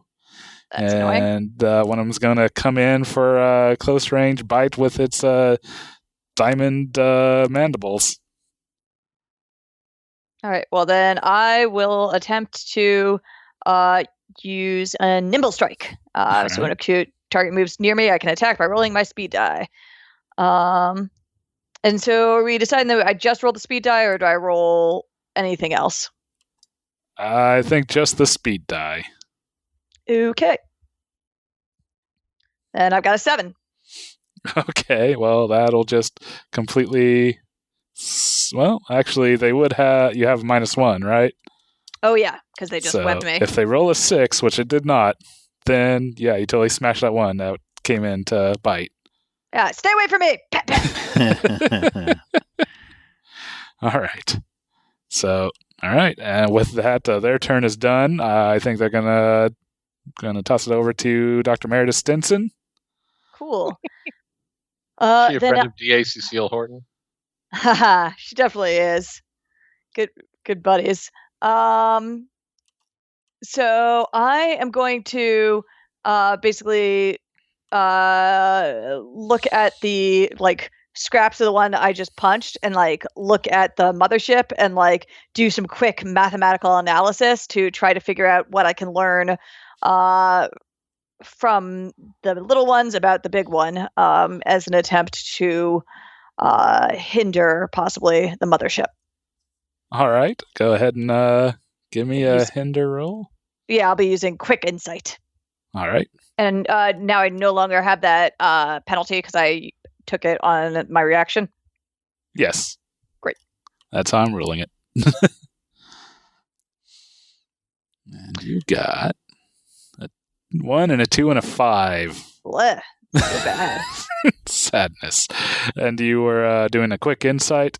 Yeah, so I use my max die, actually, because it's quick insight, to hinder. That's a 5. So 5 to hinder, so that's a -2. So I will go ahead and mention that the spider bot the mothership, I should say, didn't actually roll anything on its turn. So how are you wanting to utilize this hinder? Basically, I'm going to try to figure out, there's clearly some kind of connection between these little bots that it's spawning and it. So possibly by doing some analysis of it, figure out, again, weak points that I can exploit. Okay. So just locating some weak points there. Yeah, exactly. Or, I mean, that might be, again, a better boost in this regard for Absolute Zero, who's kind of trying to tank it. So if I can give him some advice on where to target his freeze rays, I'll do that. Can you use Quick Insight as a boost? Yeah, explicitly. Okay. All right, then yes. It can either, let me double check, boost or hinder. Boost or hinder. Okay. Yep. Then yes. Sounds good to me. I'll give him a boost based on my findings. Yay. And that'd be generally it for your turn? Yes, correct. And I will pass the buck to so roaming's everyone, all the baddies have gone already? The baddies have gone, but the environment has not. All right. Then environment. So the environment will tick down further as the tree seems to be not doing so well with these fairly grievous wounds that seem to be being inflicted by the mass hordes of robots. No. So things can escalate pretty quickly. You do not want the scene tracker to completely max out. That's a bad end for this combat. Does that mean that our environment status has switched to yellow? It is. So on your next, you might want to make sure to click the box there next to the Y, which seems to be to the left of it. It's kind of weirdly formatted where to have the colon, but... Oh, okay. That makes a lot more sense. Yeah. Yep. If your health is green, you're going to be using the yellow die. Question on one of my things. Yep. On my red stuff, I've got take one for the team. Mm-hmm. Is that a reaction? Because it's it's tagged as action on my character sheet. I believe that should be a reaction. Let's go to tagged as a reaction in the actual PDF. Okay, then yep, that's the thing. And so with that, the environment will then end the round and toss the turn back. And, to the bad. Yes. Yeah. Still doesn't seem so to be... what happens if you go into the red and the environment is yellow? If you go into the red, you're using the red die. Okay. Even though the environment is yellow? Yep. You use basically the lowest. Okay. And the environment's going to toss it back to the mothership, because it's evil like that. Evil. And so the mothership will spawn more roaming robots and send others to the tree. No, stop it. So when we all die, do we roll up new characters? Or? Guess we'll find out. The fight's not over yet. Yes. Brian did throw, twice as many characters in there as we needed? Probably. Since we're supposed to be playing 5. No, it's... There's 11 of them in there, so we've got almost 2 replacements a person. Oh, that's true. Those characters. Good. Oh, you're talking about characters. I thought you were talking about the monsters. Yes. No, I'm worried about the monsters. And, man, this seems like... I think I'll actually toss it over to Legacy. So you can fly back in and try to help out while things seem grim. Oh, man. Part of me wants to go and rescue some more humans from that tree. But part of me also wants to let you guys know that you're doing good. I think what I'm going to do is I'm going to go ahead and galvanize you guys and just yell out as I'm flying over, "You're doing great! Keep it up! You can take it down!" And so I'm going to boost using leadership, which I guess, again, is only going to roll the 1 die. No, I think if you're actually doing this as your action. Oh, okay. You still, you actually make the so full... do the whole thing. Okay, Yeah. So I will do leadership, and of course I'm flying over, and we will go ahead and roll that with no modifier. I get an 8. So, the way this reads is, apply that bonus to all attacks and overcomes by allies until the start of my next turn. Woo! Twice. Wow. So what's the bonus? 8. Seriously? this, we get plus 8? Boost using leadership. Apply that bonus. So an 8, no, it's not 8. 8 is a 2 plus 3? Plus 3, sorry. Yeah, plus okay, 3, I was sorry. Say. That's still amazing. Yeah, so you get a plus 3 to all attacks and overcomes until the start of my next turn. Till the start Still of your not next complaining turn. about a plus 3. Would have been nice if it was an 8, because we could have just finished killed up this everything in fight sight? pretty quickly. All right, Stick so with who that. you going to toss it off to? Me. I think I'm going to toss it back to Rob's character so that Absolute he can zero. use this bonus to just trash this monster. I can actually hit multiple things right now as well. Awesome. Nice. Just don't die. Oh, I plan on hitting myself as one of those things. Oh, boy. Amazing. With cold damage. Okay, that's fine. That'll heal you. Yep, since we're in yellow, I Yep. will always be taking cold damage as healing. Awesome. Yep. So, yeah. I'm going to go with Thermal Shockwave. Attack 3 targets using cold, one of which must be me. I apply each die to one of the 3 targets. All right. So that's cold, clearly. And we're still going to go with ranged combat, Okay. if that all works. Sounds And good to they me. should use a D10 for the last one. So it should be D12, D10, D10. And we've got a plus 3 going into Mm-hmm. Skaboom! There you go. Skadoosh. Wow. All right, so 11 and 10 and a 1. Oh, I should have specified I was going to go for the D4 as my third target on top of the mothership. Okay. So, my bad. That's all right. So, what's going where? So I'll go with the. I can only ever do one die of damage, right? To the lieutenant. True. You can only step it down once. Okay. And she can't. She's physically incapable of beating either of my mid or high rolls. True. So I'm going to throw the mid roll at her. Okay. I'm going to throw the lowest roll at the D4 because that'll be a total of a 4. All right. And then I'm going to throw the highest one at myself for 14 healing. Nice. Wow. Nice.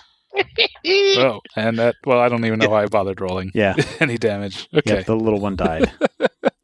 Good job. That's why I asked you, or that's why I asked Steven to send it to me next, because I more than doubled my HP with that. Yeah. Good job, hero. So that's going to change my personal zone twice. Okay. Do I get to roll it twice? I'm going to say no in this case. That's fair. Now, is that a power that you have? Yes, it's an inherent power that he has. So it's not like related to his zones. Well, It's related to my zones. It's in my green zone, but it's an inherent power of when my personal zone changes, I get a boost using my cold, which is my best die. Because I have a thing that says when you change personal zones in my green. Can I only use that when I'm green? No, because once you go into yellow, you can use green and yellow, and once you go into red, you can use all three. And everyone can use yellow because the scene is in yellow right now. Oh, I've only been using the numbers that You always have access to your highest. As things get worse, we get access to more abilities. Yes. That won't kill anything. I mean, it's not a big deal. It's just one of those things where I thought I had to use the yeller ones. No. Only while we were yeller. Nope. Never mind. I'm awesome. Right. Is that +3 that Steven gave us to everything, or just the next thing? It is to all attacks and overcomes.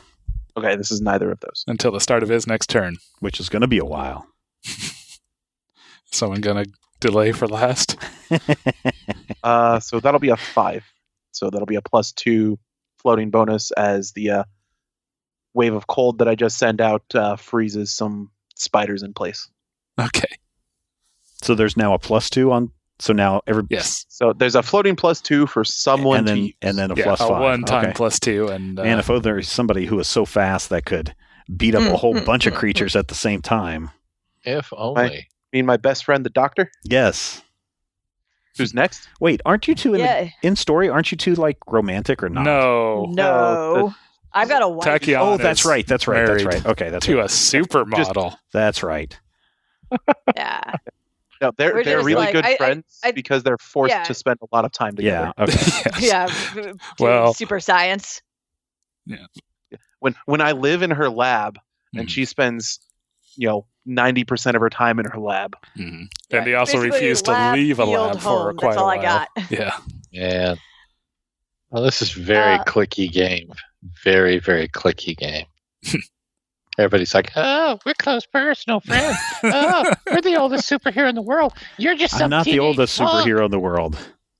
Yeah, that's like your dad. Yeah, Golden Age. Golden Age legacy, who just recently died. Well, not recently. Baron Blade killed him some time ago. Do you have to bring up bad memories right in the middle of a fight? We could be in the timeline where your daughter's dead. That's true. Too.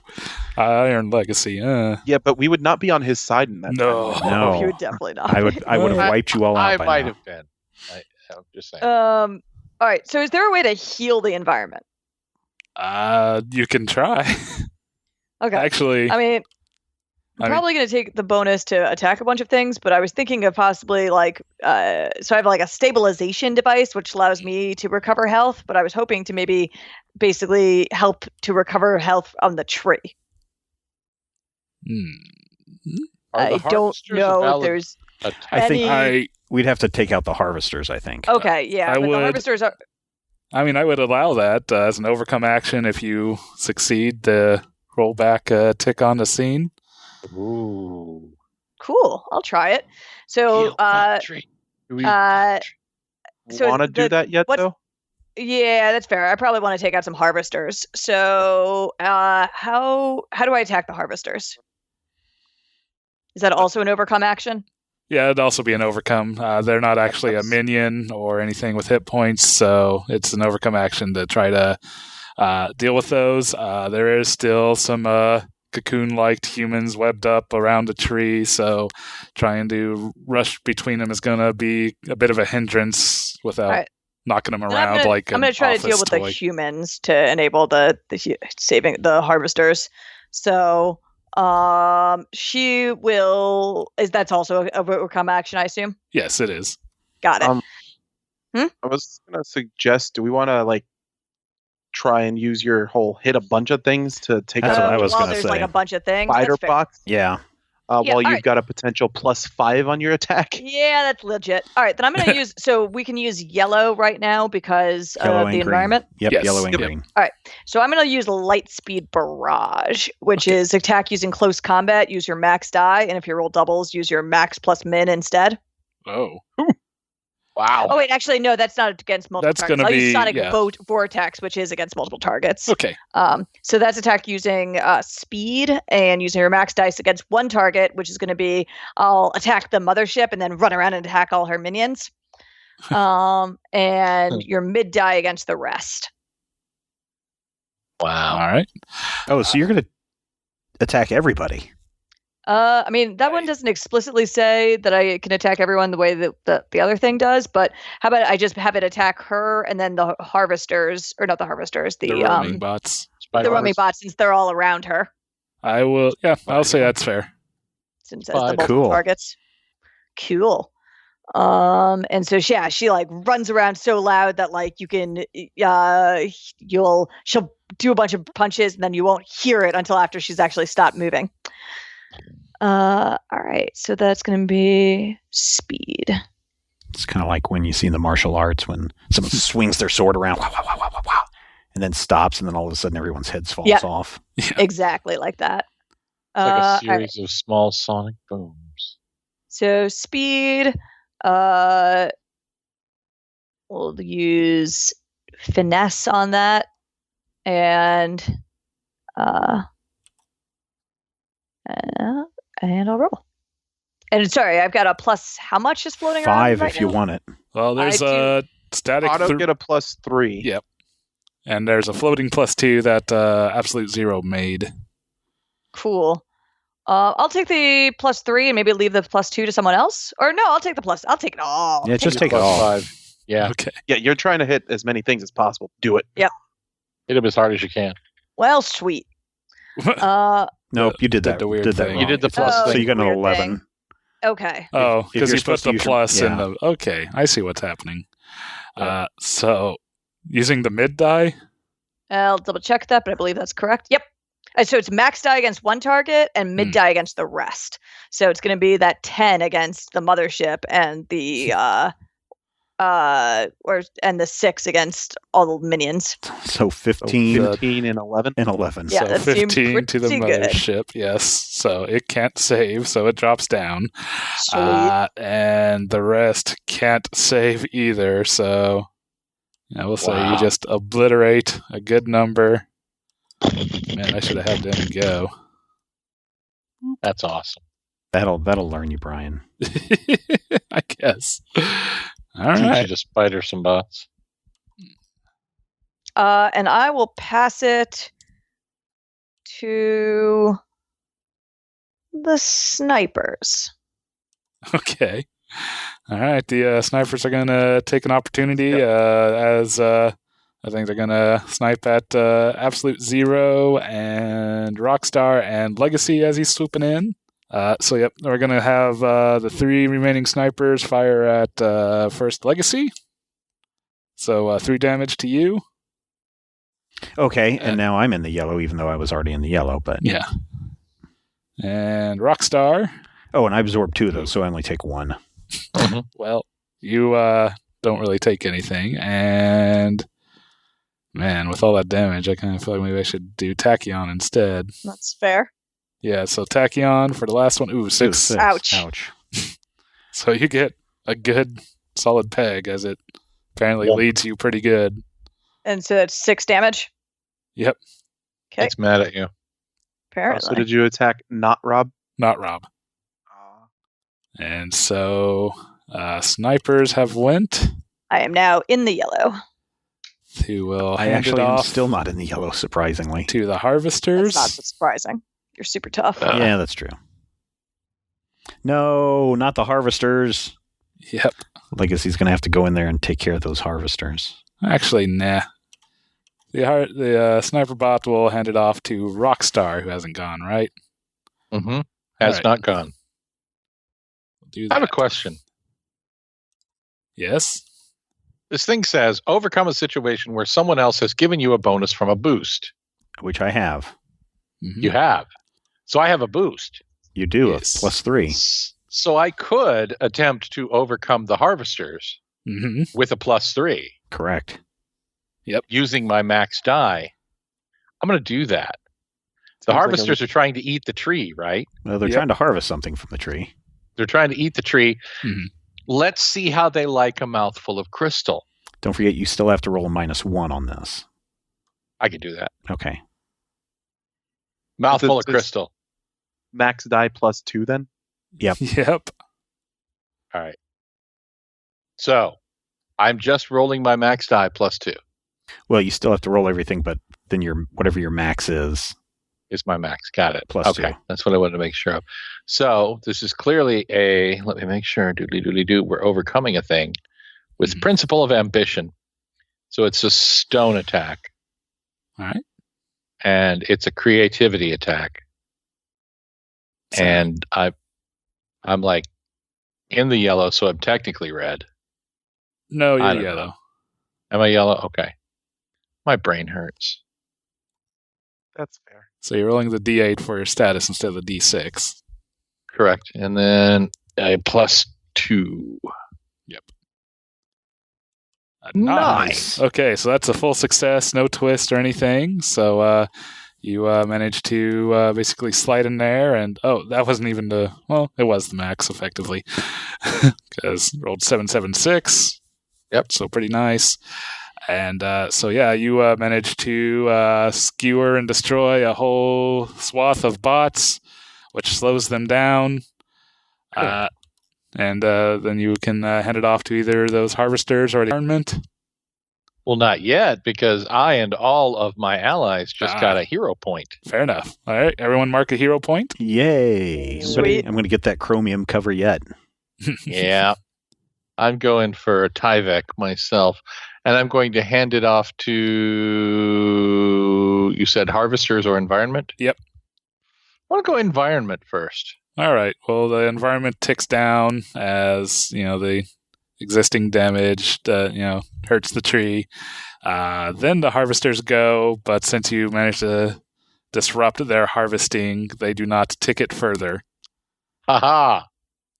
However, as they then go, they pass it back to the mothership, who continues to spawn more robots. No! Who kind of replace the ones who you've already...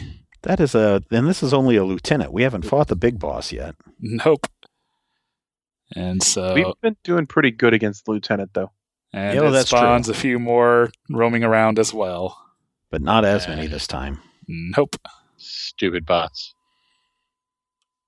Bots are And stupid. Punched it right in its venom, in its egg sac. Let's see. So mothership went. So mothership's going to hand it off to the roaming bots before they're terribly destroyed and can't do much of anything. Bring it. Yes, one of them will go Terribly chomp on destroyed. absolute zero.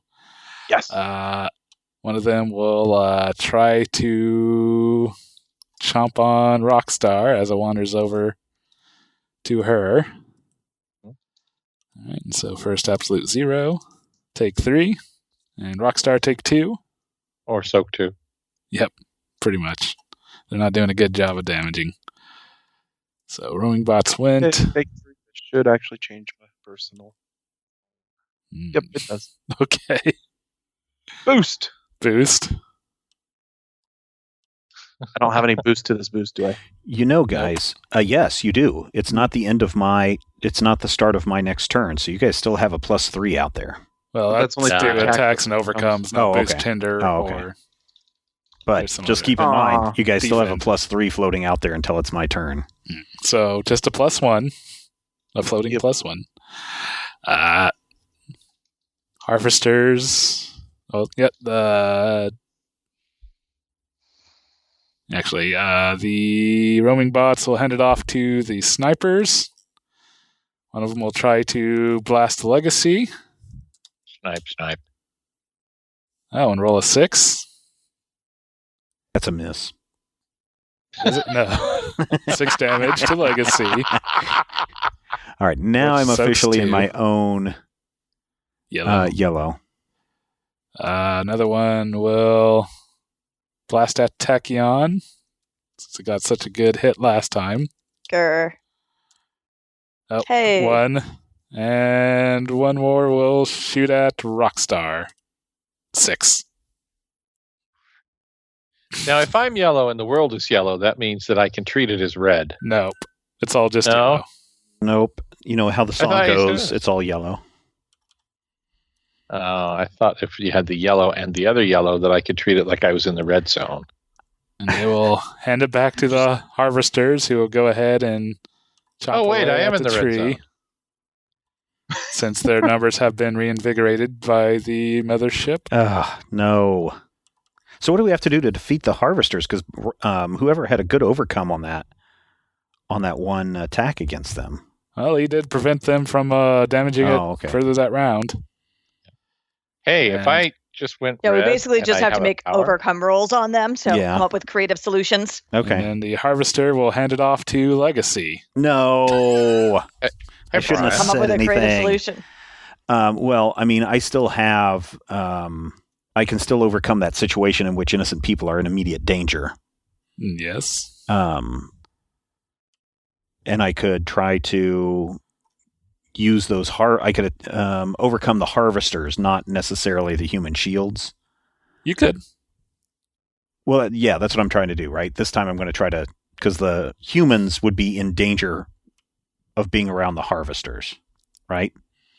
So can I overcome the harvesters, or do I still have to save the humans? I think you can overcome no matter what. It's just you only get the hero point if you're dealing with one of your triggers. And the max die. Yeah. I mean, if I have to go against the humans, I can go and save more humans. Mm-hmm. What's your other principle?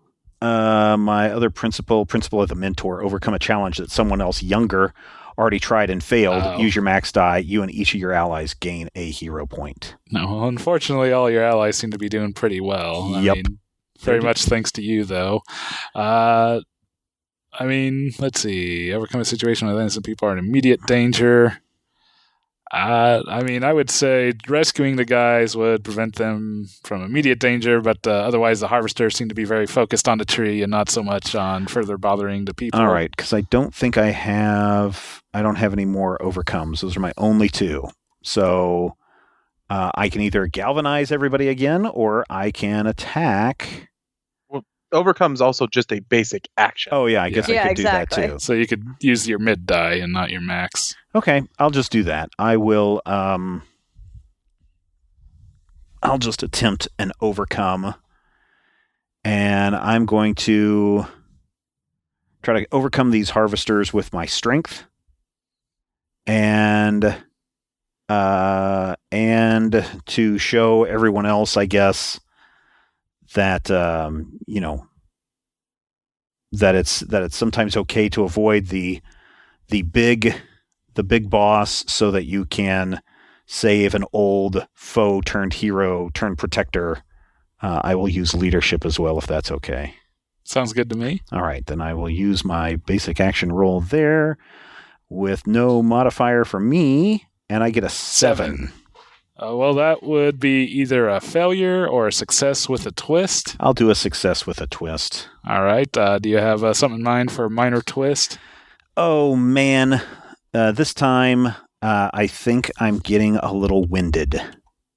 Would that be a minor twist? For some reason, I'm feeling winded. Well, I could say that.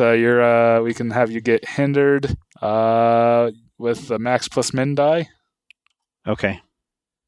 All right. Which so that would be in this 13, case, it would be a 13. Which would be a -3? -4. Oof, okay. Ouch. All right, that's fine. I can deal with that. And that's for 1 round? Yep. Okay. Okay. Who are you handing it off to? At this point, I think Absolute Zero needs to finish off the mothership. I can do that. All right, please do.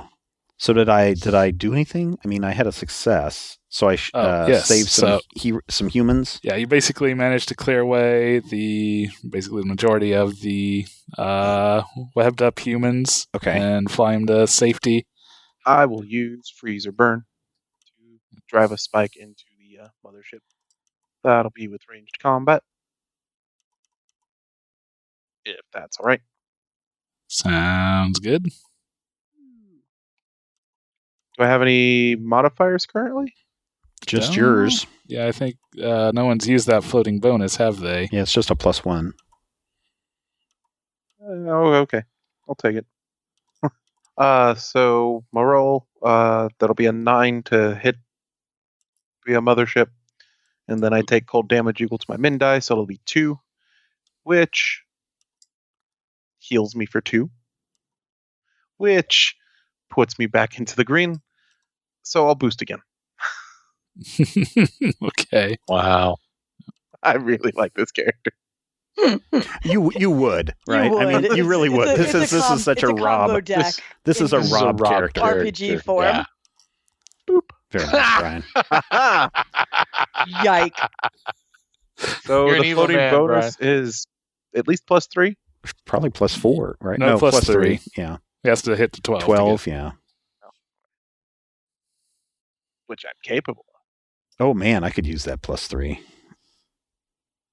But it was just your turn. So I know. I will throw it to. Do we still need to?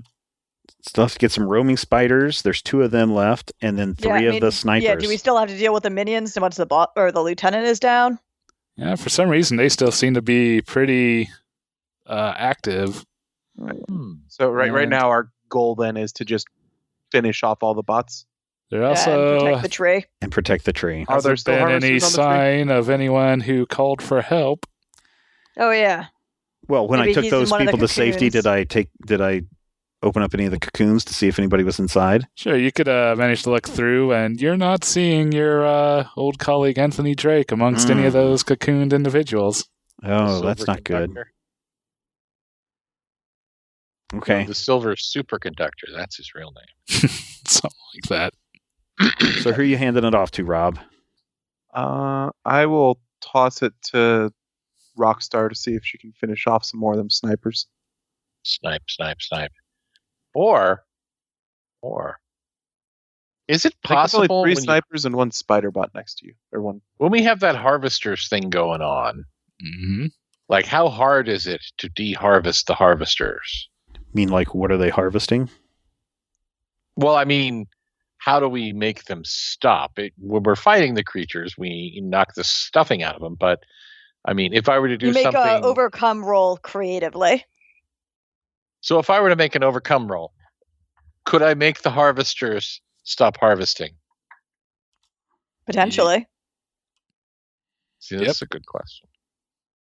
I think I'd like to try that, actually, because I am still over here. The last thing I did was try to overcome them with the principle of ambition. But I do have another principle that I'm totally into, and that is strength. And what we like to refer to as the swift and blinding violence. So I think I might like to try and overcome the harvesters using brute force. Okay. Just like with a face. So would that be a strength roll? I think it could be. And like a close combat roll? Sure. Okay. Do I have a bonus? I can have a bonus. Rob had that +1, unless he used it. I used the +1, and I created a +3. Oh, so you got a +3 then. Can I use the +3 against the harvesters? Does this seem like a it's what you're overcome? For. Yeah, that's sure. Yeah. Kablamicus. Nice. So you rolled a 9. And that's 9. And that's using your which die, Matthew? So that's or were you just doing a basic action? You weren't using one of your abilities. That is actually an ability. It's an action. Principle of strength.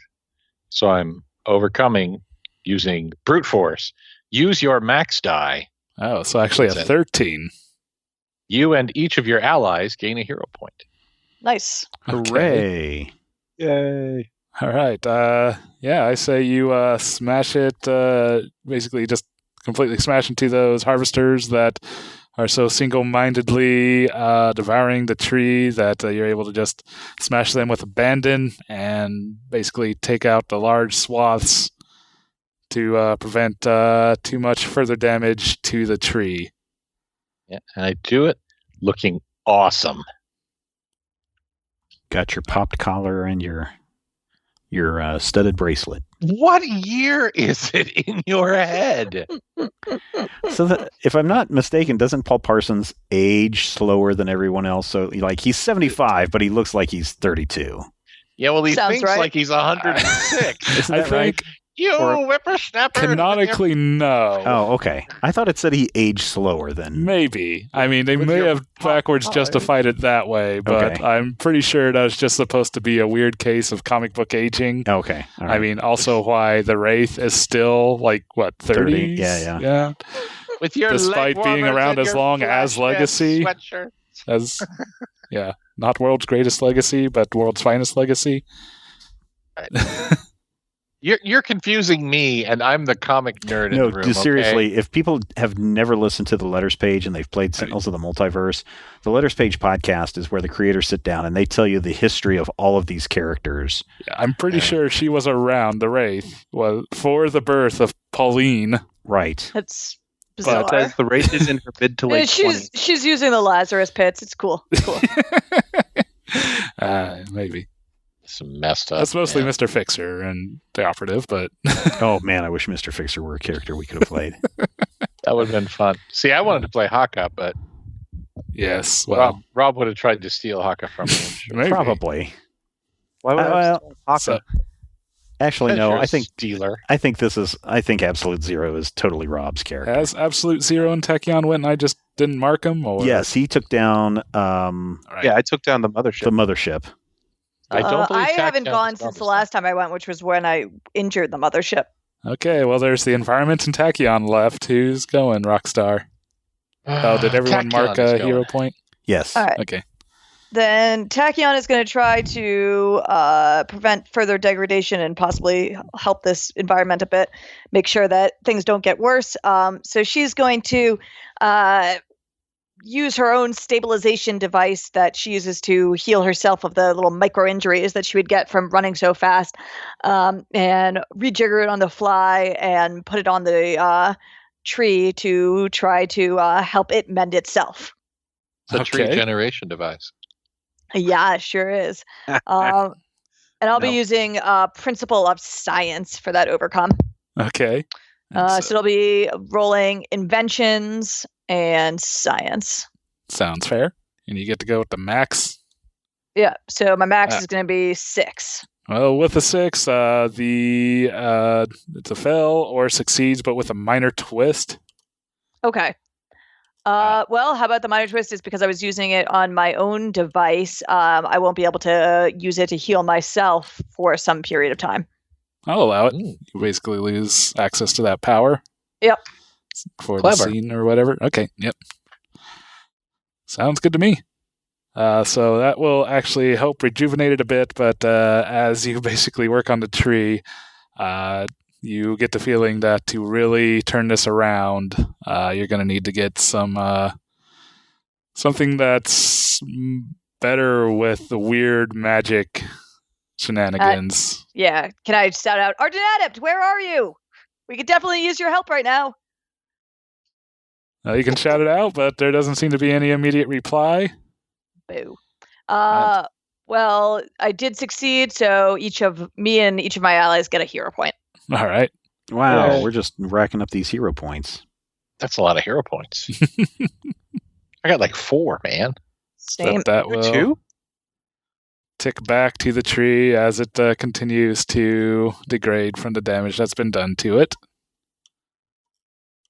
So, poor tree. Poor tree. That'll wrap back around. There's still roaming bots around. So that they can have some fun to do, the environment's going to hand it back to the roaming bots.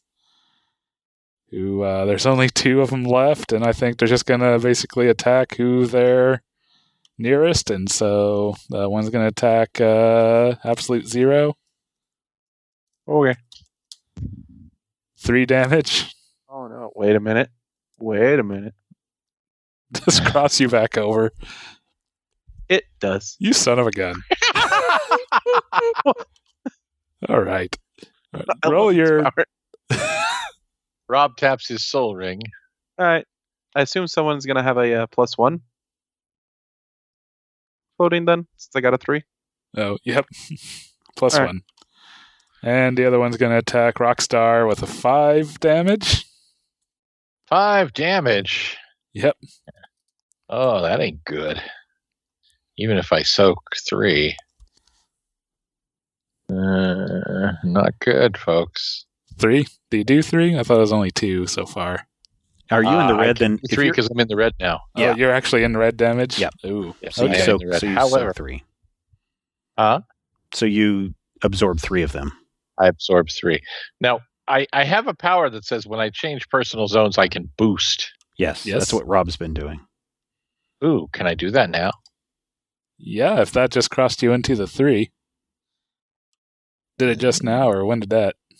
It happened last round. Oh. So probably can't do it now. Technically you should have done it then. It's just mean. Sorry. You gotta be cruel about it. Yep. All right, I'm injured.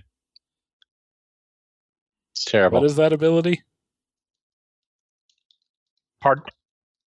What's that ability you're referencing? Rock out. Rock out. Okay, it's a reaction. Okay. Yeah. Rob's is weirdly an inherent thing, which makes it extra gross because he can keep doing it. Gross, Rob. I'm wondering if that's something that got errated later, but we'll see when the full book comes out. So with that, they'll hand it to the snipers. Because again, I'm afraid they may not get much opportunities left. And one's going to try to blast Legacy with 2 damage. 0 damage. 0 damage. One towards Tachyon, 2 damage. Okay. And one will... Fine. Absolute 0 for 3. Yeah! All right. So that's basically the remaining bots. We'll hand it back over to...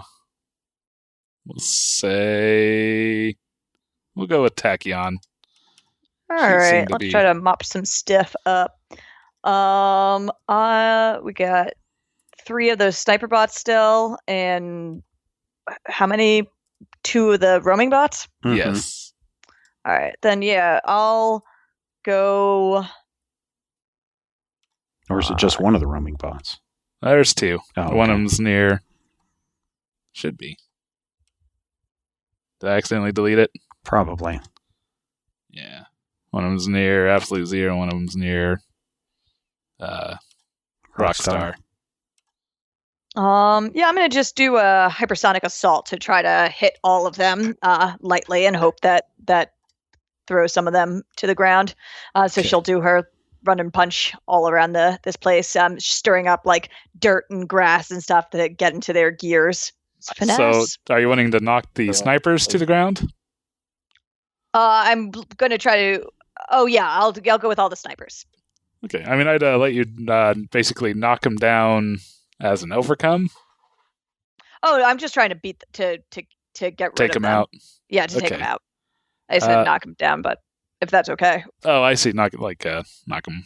Yeah, drone. exactly. Okay. Like I'm trying to. Yeah, I think with that, then you'll probably have to go with the sniper bots or spider bots as the roaming ones, as the rest are kind of scattered. Yeah, scattered in high, hard to reach places. Yep, Hypersonic Assault it is then. So I'll use speed and finesse. All right. And a floating +1. Cool. Sounds good. So I'm going to be hitting them with my min, but also hindering them with my mid. Okay. So they'll roll to save. One does not. The other does. Ooh. So you get the one near Rockstar, since Rob apparently seems to like being chomped on, and the other one degrades. Cool. And then they're both hindered 2. Hindered 2. Okay. All right, who's next? I'll send it to Rockstar. Okay. So the snipers are sniping. Yep. And whatever's happening to the tree is now happening without any harvesters to harvest. Yeah, it's not having as rapidly. Okay. And then there's one spider bot left. Yep. And 3 snipers. Trying to see if there's a way that I can attack more than one sniper, and I don't think there is. I don't, first of all, have any ranged powers that I can find.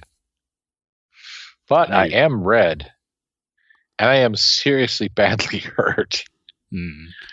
All right, well. It's time to curl up. No, not that badly hurt, but I do have a power, the Encore, which allows me to hinder myself using vitality and recover health equal to my max plus my mid die. Well, that's kind of what I was talking about, but yeah, that thing. Okay. Shut up. So that'd be vitality. What am my other thing going to be? Other thing. How exactly are you pulling this off? Okay, she's going to suddenly encase herself in the crystals and bathe in their healing energies. Oh, she's kind of new agey, huh?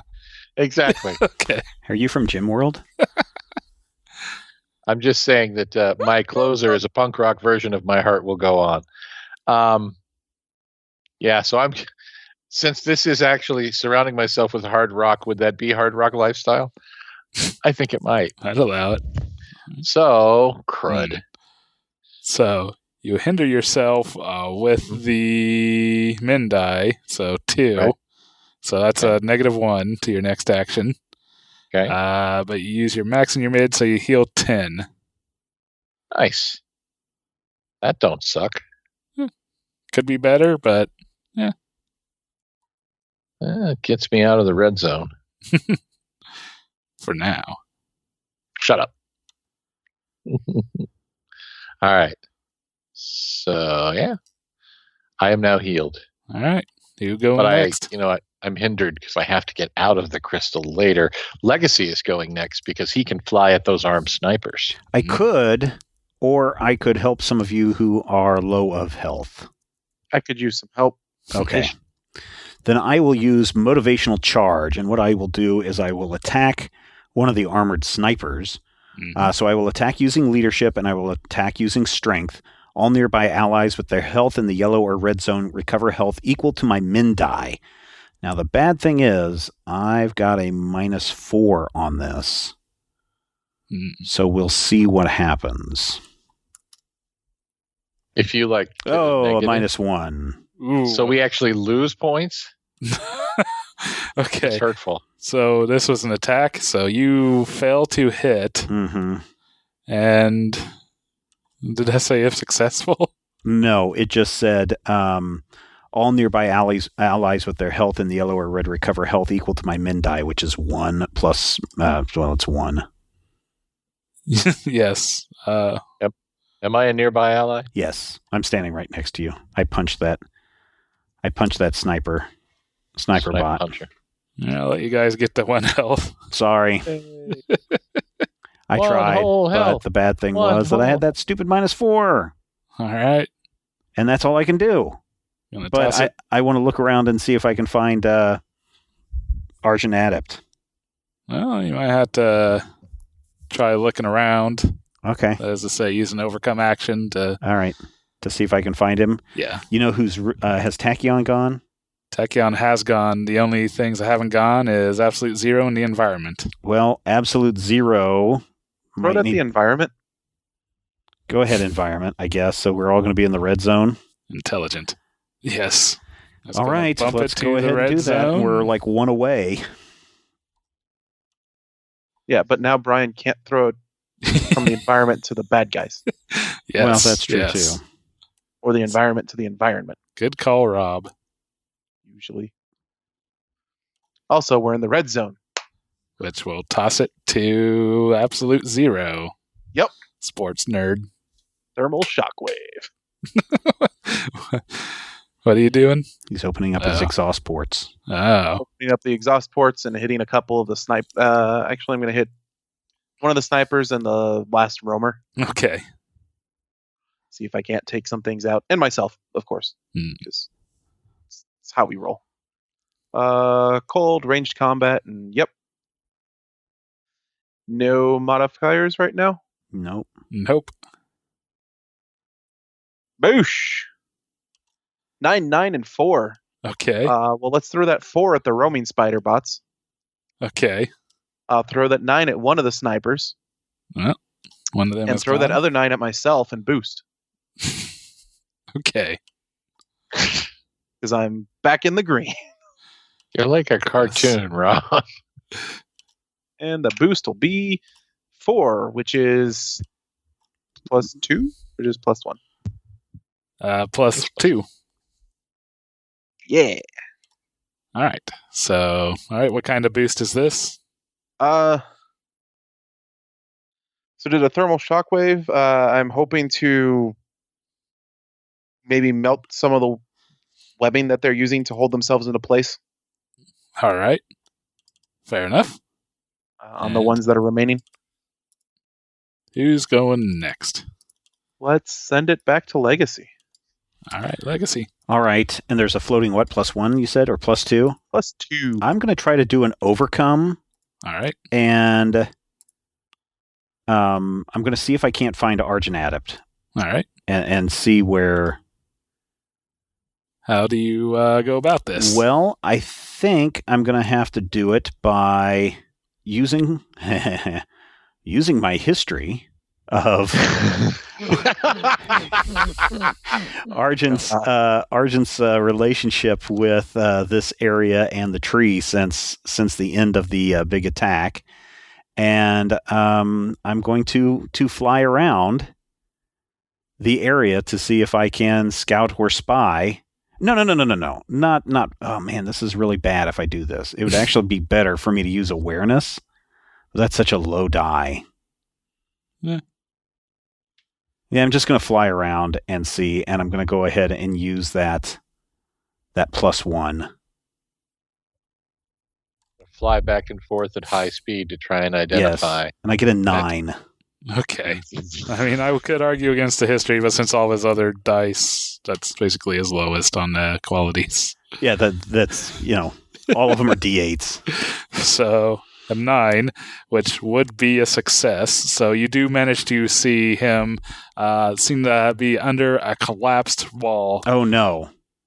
Pinned down and unconscious. I will scream at the base of the tree. I will scream at Rockstar to get over there and lift that wall off of him.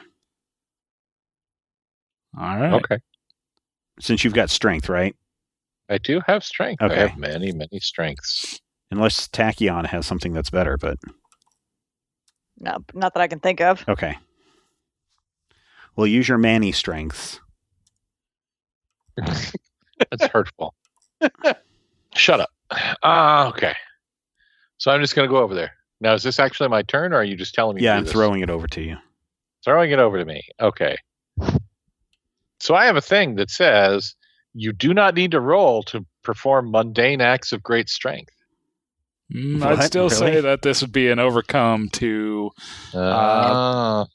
do the action to prevent any further injuries to Argent Adept. All right. Can I use Principle of Strength again? Sure. All right. I'm going to overcome using brute force. All right. So I'm going to go strength. And I'm going to go, I don't know. What's the other one? I'm going to go leadership. Okay. Do you have you don't have an imposing or anything, right? I don't. My qualities, I have close combat, creativity, hard rock lifestyle, and leadership. Yeah, do note that the scene's also in red now. Ooh. So be sure to mark that on your thing before rolling. It's a red scene, and there are no flying bonuses. Nope, not anymore. I used Rob's one. Which no I flying think Burrito Brothers. Legacy should have actually rolled a d10. Probably. Still would have been a success, though, right? True, yeah. So it couldn't have gotten worse. Yeah. Well. Maybe. Crud. Oh, no. 2, and well, you get to use the max die, so the d6 did roll a 6. I rolled a 6. Is either a failure or a success with a twist. Success with a minor twist. A success with a twist. All right. Do you have some idea of what you want the minor twist to be?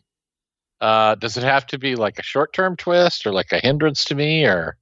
It has to be usually some sort of a penalty or hindrance or bad thing that happens narratively. Okay. Because I was doing the Healy thing, and Legacy then said, hey, go do this, and I was surprised. I'm actually still partly coated in crystal. I didn't actually come entirely out of the chrysalis, so I'm hindered because there's still hunks of rock attached to me that I have to get rid of. All right, well, we'll go hindered with your max plus min die. Yep. So 8 would be a -3. Okay. Also, since I did that overcome, each of my allies gains a hero point. Okay. Really? 5. Wow, we are all the way up to 5. All right, so you managed to remove the rubble from Argent Adept, preventing any further injury to him. He seems to be in real bad condition. He's safe now, but he could use some immediate attention. Okay. That's too bad because the snipers are about to go. The snipers are going now? Come on, dude. I'm sorry. That's what's happening. Okay. Tachyon can still go.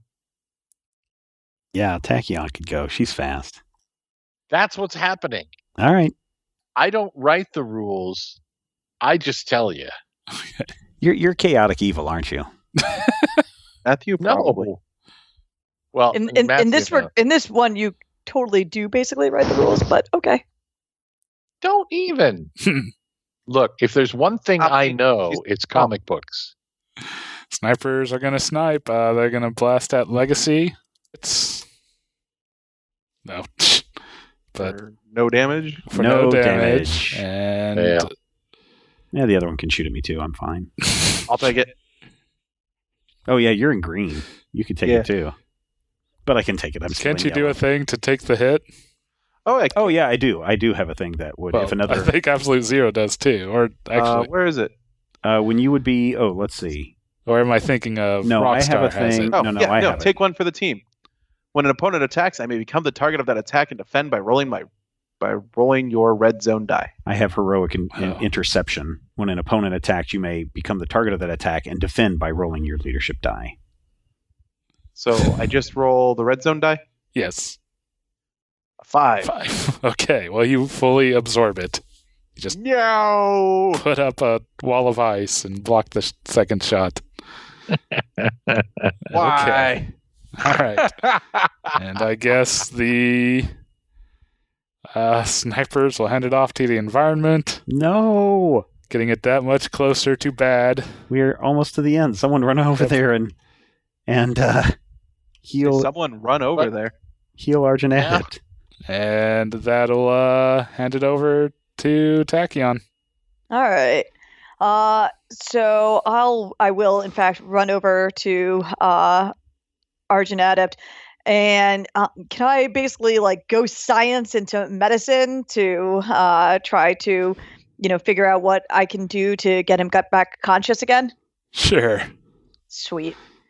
All right, so that would, I assume, be an overcome? Yes. Then I will use lightning calculator as I think fast to try to come up with a solution, and science. All right. And we're now in the red, so I'll roll it.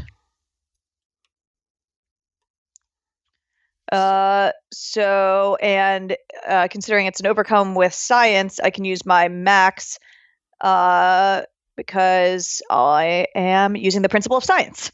All right. And so, yes, you successfully revive the Argent Adept, and he was able to kind of stagger to his feet and walk over to the tree as he starts doing his weird void magic music to soothe, and you see this gaping wound up the side of the tree kind of start healing over. There's still quite the weird scar along the side. Basically with that, you guys can make pretty quick work of the remaining snipers, and once he manages to stabilize the tree, he turns to you guys and says, thank you for your assistance, heroes. Well, thank you for alerting us to this peril and for doing whatever weird magic thing you do. I honestly still can't understand it, and you should really let me, when my lab is rebuilt, do a full analysis of how your powers work and how they sync with this tree. I'll have to mail the mobile lab so I can bring it to you and the tree at the same time. Yes, we can consider that. But for the time being, I think I need to stay with the tree, continue to help it heal. You did a good job today. You truly exemplify what a hero is. Thank you, Legacy. Do you mind if I sample that music? Because I think that would be really great as a backbeat. Sure, we can probably work something out. Well, What happened here? When did these things arrive? It's pretty much when I radioed you that they just started coming out of the sewers and just massing. Seemed like that big thing there crawled out of the river and just started swarming. I tried to hold them back, but I was quickly overcome. And why do you think they were attacking the tree? I don't know. I was investigating the tree myself for some weird energies that seem to be coming from it. Weird energies? And I look at Tachyon. She shrugs. She says, "Weird how?" It's been fairly stable for a while, but all of a sudden, there's been a weird surge of power. Like your magical primal power, or you know what? I need instruments. I should take. I have instruments. Oh, you did. Oh no, not your kind of instruments. That's cute though. No, I meant like things that detect radiation and figure out what kind of energy this is outputting. They might be trying to harvest it as some kind of power source. Okay, yeah. Maybe. Yeah. Sounds good. You should check it.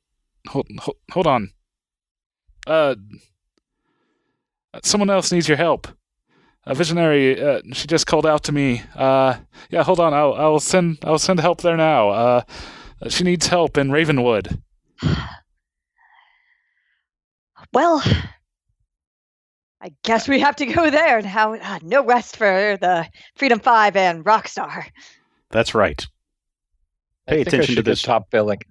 Pay attention to this tree and follow the synergy signature and let us know as soon as you can if you detect anything. And we will be in Ravenwood. And I grab Rockstar by the collar. Away! And thus ends issue 1. So what do you guys think of this? I am loving this. This is fun. It's very silly, but I find it enjoyable. I'm really enjoying the order mechanics and how you get kind of a randomization effect going, and it's not standard turn order that you'd have in a more, codified game. Yeah, I mean, I've seen a few systems that do mechanics like this. I like that there's no really resources except for your health in like this. It's not like you have to conserve which of your powers you're using, which is nice. Yeah. Yeah, as I said before, a resource. After playing it's a this resource game now, for you. It only solidifies my statement that I made at the beginning of the game about how this is Fate plus the Powered by the Apocalypse. Yeah, Yeah. I mean, each of the characters is basically a kit. Yeah. Yes. Yeah. Yep. I mean, I like fun. it. Don't get me wrong. I really like how this game rolls. I guess the thing that still frustrates me, and it's kind of the same as when we played Shadow of the Demon Lord. Mm-hmm. You only got one action, and so it's like I know my character is supposed to be a leader, but at the same time, I want to punch something, and all I can do is say, "Keep going, heroes! Here's some bonuses to sprinkle around." Away! You do have the one power that lets you punch something and do some of those other things, and invigorate your allies into healing. Which one is that? That is it's the one you tried to use last time, but just had a terrible penalty against you. And get a -4. So it feels like the card game in that for the most part people are typically only taking one action unless they've gotten some combos and. I mean, I would argue with the card game, you almost get two actions because you get the card play and the because you get the card play and the power. So there's like two actions that you're going to do in that. So I don't know. I really enjoy this game. I want to see what happens in issue number 2, but you're going to have to tune in next time to find out what happens. If you have any questions, podcast@majorspoilers.com. Don't forget our Patreon page at patreon.com/majorspoilers. And of course, our Discord, if you want to come in and chat things up with some of the Major Spoilers crew and a bunch of really awesome people, there's a link to our Discord in the show notes. So until next time, for Tachyon and, Tachyon and Legacy and Rockstar and Absolute Zero, and for our GM Ryan, here's hoping all of your dice rolls are critical hits.